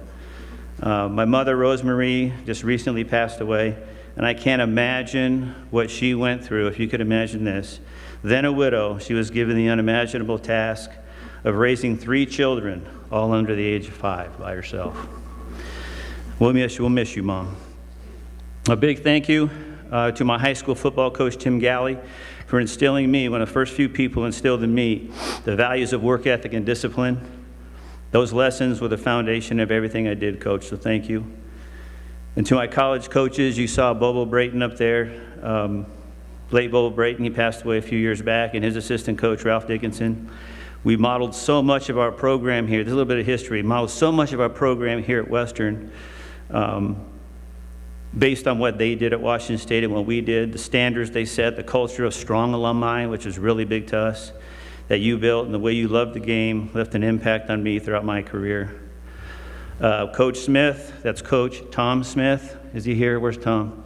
There's Tom. Thank you, Tom. Okay, you showed me what it truly means to build a family culture. Watching how you led and connected with your players and staff inspired me to make the same type of culture the foundation of the baseball program. Okay, so I appreciate that, Tom. Thank you.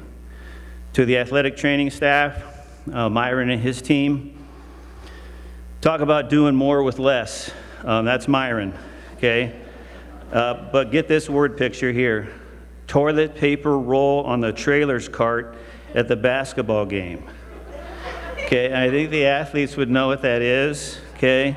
Straight another level, right there. Okay, but we love you, Myron. Thank you. To all the coaches I had the privilege of working alongside, thank you, especially Jennifer Bagley. And nobody knows it, but her first name is Jennifer. People call her Bags, Coach Bags, whatever. Her name is Jennifer. I've called her that ever since we met each other. I said, that's your name, right? She goes, yeah, Jennifer. Okay, Jennifer. I'll give you Jennifer. Okay, so Jennifer, you're one of the best coaching buddies anyone could ever ask for. We bounced many ideas off of each other, shared frustrations, shared laughs, and honestly, you kept me grounded as we had fun coaching. You were a true source of support during my time here, Jennifer, so thank you. I was going to talk about that Halloween thing, but that's just like amazing. Okay, but anyway, to my head assistant coaches who I've had through the years, head assistant coaches that I have, the top assistants, I'm definitely standing here tonight because of their hard work, their buy-in mentality to the standards and values we set for Griffin baseball. Coach Miller, Coach Lau, Coach Husky, Coach Bradley, Coach Freeborn, Coach McFadden, Coach Loff. You guys were the absolute best, 100% absolute best. To all the players I had the blessing to coach during my time at Western, it was always, always, always, always about you and your life development. You made every moment worth it for me. And to the old Griffs, we see the old Griffs, there's others here, I see Grizz there too. 2006 guys, raise your hand, those guys, they're half here, I think, okay, but they're the best, absolutely best. So it's great to see you guys. Congratulations to Ryan, who's being honored tonight. Obviously, just an incredible player, phenomenal teammate, and even a better person as father, as you guys witnessed. He was the rock of our offense during the time here. Defensively, I didn't even know he had those defensive stats. That was amazing. Trying to catch Willie Forrest's ball, that's amazing too. Okay, so, but that was amazing. Basically the rock of what we do. But I can't forget the other two Hall of Famers in the back. Where's Gilly at? Clint Gilliland, okay, Troy Landy back there, who's inducted a year ago, okay. Gilly, highway patrolman, not retired yet, right? Okay, almost. Gilly, all he did for us was win games. We put him in, then he'd win. You put another game, then he'd win, okay? And so that was just flat out amazing for us. He almost threw too many strikes as a pitcher. Okay, so which kind of got him in trouble. Some of them are still going into Camden, Missouri right about now. Okay, but Troy, where's Troy at? Troy Landy, inducted a year ago. Okay, pound for pound, probably the best player ever to come out of Missouri Western. And there's been some good ones. Michael Schultz, National Player of the Year. David Glode, so on and so. I mean, these guys. This guy can do it all. Okay, just a flat-out player. So I'm glad you're here, Troy. Thank you. All the other Griffs, too. We got Gaylord over there. Where are you, Gaylord? There you go. You got Felk. You got Billy Bean. Who else is over there? Muntz. You got Muntz. Grizz. Thanks, you guys, for coming. I'm going to miss somebody. So, but having Ryan and Gilly, I had to come out to Missouri Western, just unbelievable. Flat-out winners. Okay. But having them here with this 06 team, and Ryan talked about it a little bit ago about that team, is probably the closest, most unified team I think I've ever coached since I've been here, and that was the 2006 team. And I mean, they had some characters. Courtney Jackson, there's stories we can tell about Courtney Jackson that you really can't tell here. Okay, because in fact, Court, I still remember Court comes to Slife, who's his nephew, and he says, hey, Slife, I'm thinking about going to Missouri Western. And Slife says, I think Buzz got a lot of rules, you know? Needless to say, Court took the chance and he came in and he came play for us. And I'll share the stories at another time because they're a little bit beyond PG. But I appreciate that. Now to my children. Sarah, Samantha, I'll try to get through this if I can. Sarah, Samantha, Chaz, I love you. I'm proud to be your dad.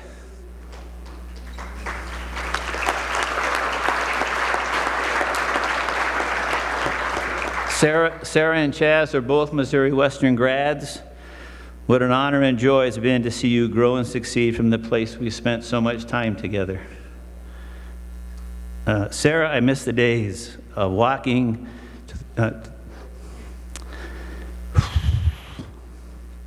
Mary, this is not supposed to be this tough here.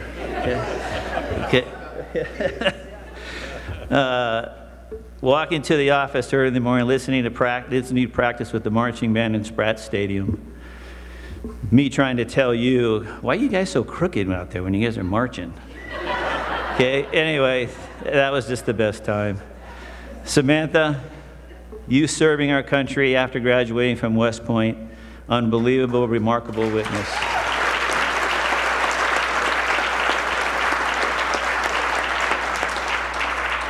I can't even put into words how proud I am of you and Sarah and the loving women you've become. Thank you. And Chaz, just know this, son.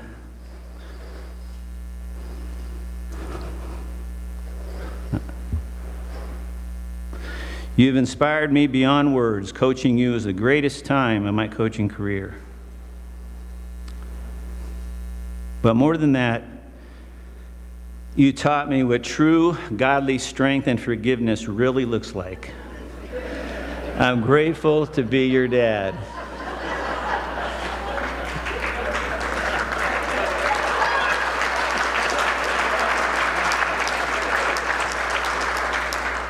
I didn't have that as a joke, but that's okay. Raising you kids is still the best honor and most fulfilling time of our lives. Your mom and I would do it all over again in a heartbeat. Caleb, where's Caleb at? Shiny man right there. Thank you. That's Sarah's fiance. By the way, thank you for being here. Good luck. Oh, that's so funny.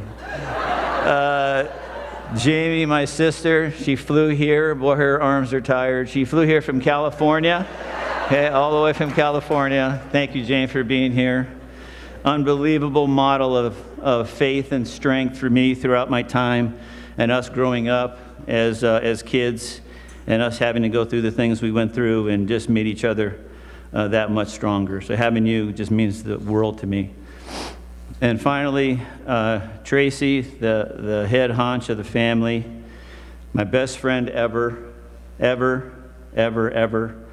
None of this happens without you. You've been there through every great win, every tough loss, and you stood by me every step of the way. Thank you for your patience, your friendship, your advice. I got a lot of advice. Okay, the confidence in me. I'll always be grateful for you for hard work. That's the one thing, for hard work and sacrifice beginning with their time at the University of Nevada in 1987. Together with you making $5.25 an hour, I had to put this in here, you making $5.25 an hour at Macy's to support us. And then me thinking I was doing something, coming home with a raise of $150 a month after my first 3 months at Nevada. Okay, are times I definitely won't forget. So I love you, Trace. Let me finish with this. Here are some concepts I learned throughout my career, and especially during my time here at Western. Make it about others, players, alumni, your assistants, staff, boosters. By the way, I see all these awesome booster people, Zach Workman, Mary. I'm going to miss somebody, so I'm not even going to go beyond Zach. But thank you for that. Remember, others are sacrificing too, especially your spouse and your children. Be grateful to your mentors who took the extra time and basically changed your diaper daily. You don't do it alone. Grass is not greener. I had opportunity to leave, but I believed in Western and what it stood for. Listen to your assistant coaches who keep you in check by telling you the truth. Model your faith. Don't just speak your faith. Ask questions. You don't know everything. Preach accountability, ownership, and definitely gratitude. And I listened to Mary's speech, and boy, is that really big time. How grateful they were, even with the small things that they were given, and then they ran with it and made it a generation for the next and the next and the next. And then next thing you know, you have Coach Bagley's running around, just winning game after game after game because of people like Mary. So I appreciate that. Looking back, I realized something important. This was never about baseball. Baseball was the vehicle, but the real work, the real reward was the people, the players, the alumni, the coaches, the parents who trusted us with their sons. Records fade, regionals, championships, they're going to be forgotten. They're going to be over. But the lives we touch and the lives, most importantly, the lives that touch us as coaches, we go through it. Court Jackson, goodness sakes, he touched me a lot. Okay, that's what lasts for us forever. That really is. And so I'm thankful for that. Thank you, Missouri Western, for letting me be part of this family. And thank you for this incredible honor tonight. Thank you.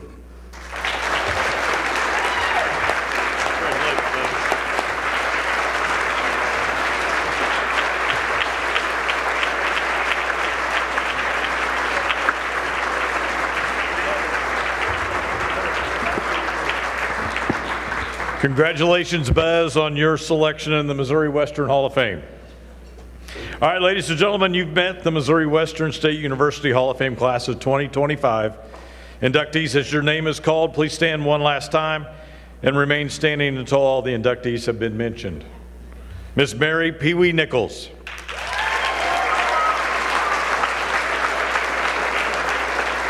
Mr. Larry Taylor.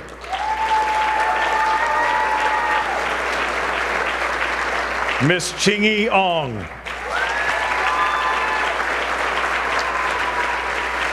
Mr. Ryan Zinn.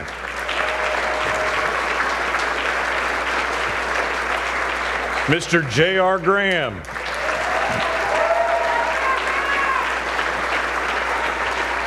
Mr. Nathan Martin. Mr. Buzz Verdusco.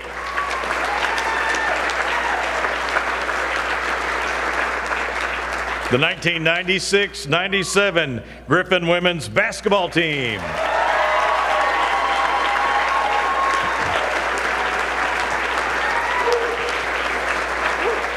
The 2001-2002 Griffin women's basketball team.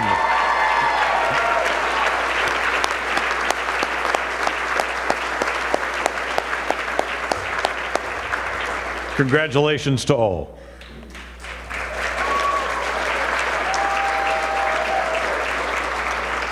You can be seated. Thank you for having me as MC. It's been a joy. I'd like to take a moment to remind you of the event schedule for tomorrow. Kickoff for Griffin football when we beat Pitt State is at 6 o'clock. Hall of Fame ring induction ceremony will take place at halftime of the game. All inductees, both individuals and team members, are requested to please report to Mr. Scott Graham at the southwest end of the track. That's opposite of the large video board, with 5 minutes remaining in the second quarter, and I'll try to give you a reminder during that game. My last act as MC is to ask Gold Coat President Zach Workman to please come to the podium for a few words.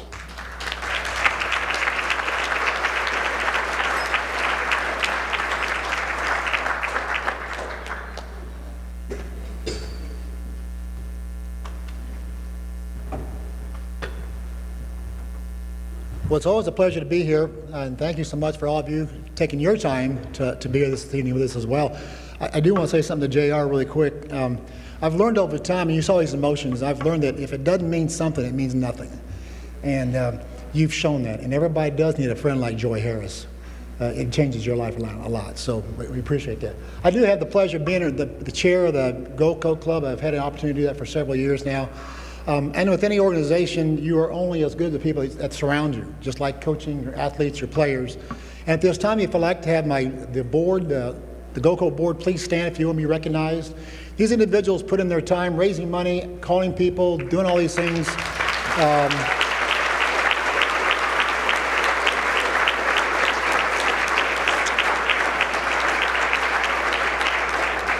And they do those in the opportunity to try to raise money so our athletes have the best experience they possibly can.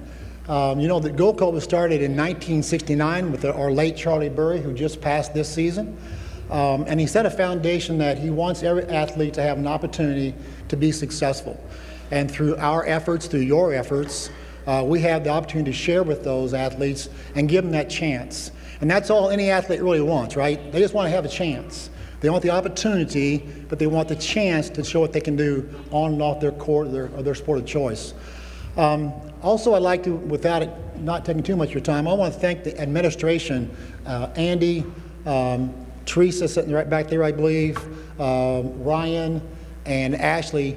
Each month they come to us and they bring us the reports of the athletic department, kind of what's in store, what's coming, what's heading our way, and tell us the real truth, if you will, so we can go out in the community and tell others exactly what Missouri Western is all about.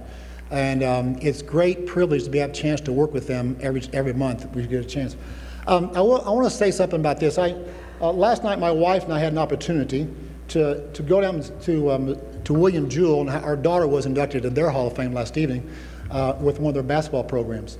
And during the speech, there was a gentleman who got up and he said to this. His father had a difficult time with alcohol, and he didn't realize that. He didn't know really what was going on all the time. But he always watched his father. He's always got in the front yard, and he'd always stand in exactly the same spot every night. And so he started wondering, why was he doing this? So one night he decided to go out there and follow with him. And he goes out and he stands beside him and he asks him, why are you standing out here? And he looks down on the ground, there was a stake. And he said to his son, this is the place that I come when I want to reflect on what my past has been and the good things about us. So my challenge to you is, have you placed down your stake? Have you done those things that Missouri Western has given us all that opportunity to be successful and to come back and look at your stake? Pee Wee put her stake in the ground. There's no question about that. But we all have that opportunity, and we deserve that opportunity to come back and place your stake in Missouri Western, and not just be here once in a while, but come back for the long term and be a part of something that's really, really special. And once you start giving back to this, you'll find that the emotions that you have and the sex you have by watching other people's success, just priceless. You can't put a number on that at all. So at some point, I ask you, take your time, come back, put in your stake, and see what it does for you in your life overall. Thank you very much. I would be remorse if I did not thank one individual I always seem to forget once in a while. If you will, Scotty, I know you've been thanked once, but please stand up for just a moment, please, if you will.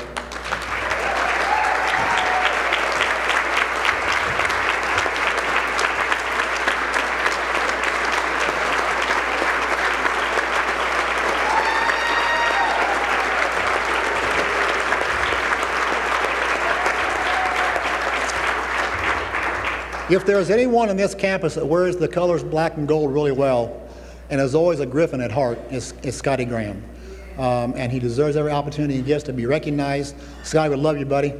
Thank you so much for all you do, and we'll see you later. Thank you all.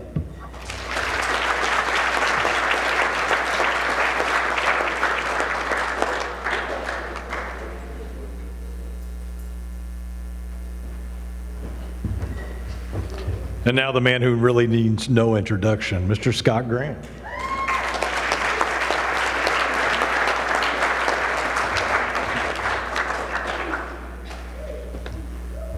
I want to echo the thoughts of Zach in expressing appreciation to everybody who came out tonight. It's a big investment of your time, and we appreciate it. I'm going to talk a little bit to Dr. Kennedy to see if we can't get maybe an hour of college credit for this. I'm just thinking of the life lessons we learned here tonight, to dream big. 3 of our inductees talked about dreaming big. Teamwork.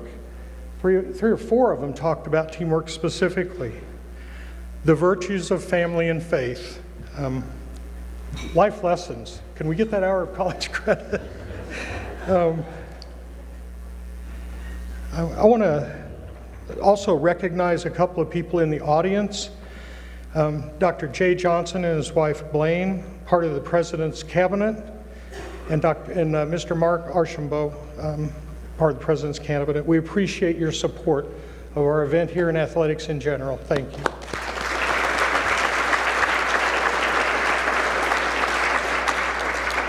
As long as we're talking about Hall of Fame, I would be very remiss if I didn't mention 2 people here tonight. They're going to be inducted into the Missouri Sports Hall of Fame. Our own Risa Summerall, somewhere there, and our own Mel Rogers. We're so proud of both of you.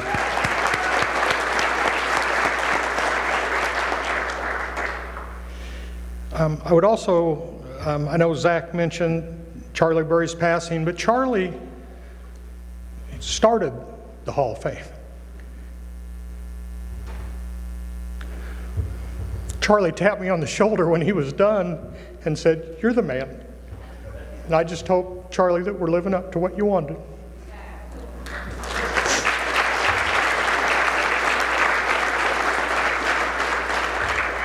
I have a few thank yous that I really would like to mention. The individual inductees this evening will get their rings at halftime tomorrow. You can see on the wall the sponsors, very loyal, caring people with the program. They've given money to buy the rings this year. Howard and Beth McCauley. Howard's a great supporter, and his wife Beth. Jerry and Linda Myers, Hall of Fame inductee Jerry, and Linda is always by his side. Tom and Patsy Smith, both Hall of Fame members.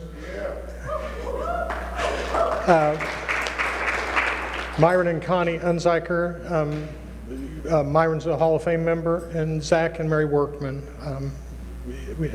We just can't thank you enough for the support.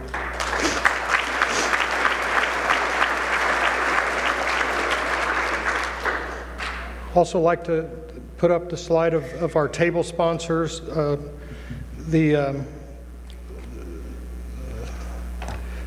Things are not cheap these days, as I think we all know, and would ask you to consider patronizing these sponsors whenever it's possible in your own life.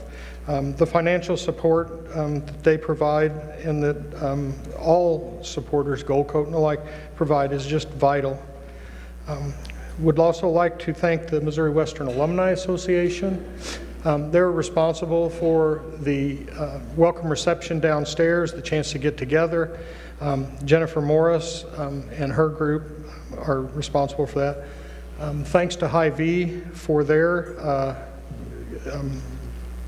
stage decorations. They dressed the place up a little bit. It looks pretty barren without that.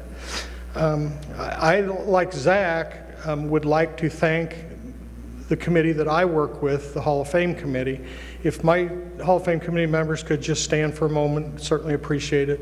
We work hard through the year, different meetings.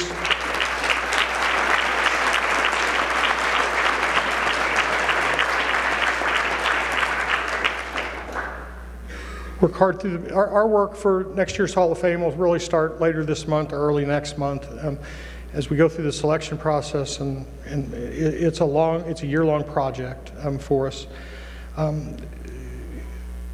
We couldn't do this without the help of a lot of people, and I want to thank the guy in the corner, Kevin.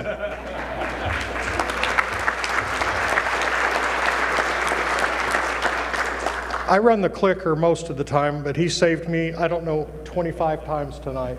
I don't know why, but he did, and he had to. I also want to thank this guy that shares the same haircut I have. His voice is the voice of the Griffins out here in Hall of Fame land, and we certainly appreciate that.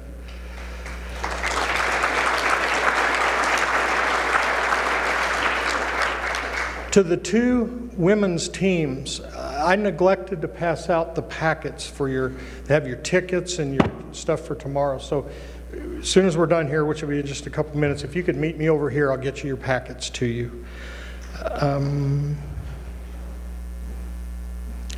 I just want to thank everybody. To be up here with the quality of people that we're able to celebrate today makes you feel awful good about our university. So thank you very much.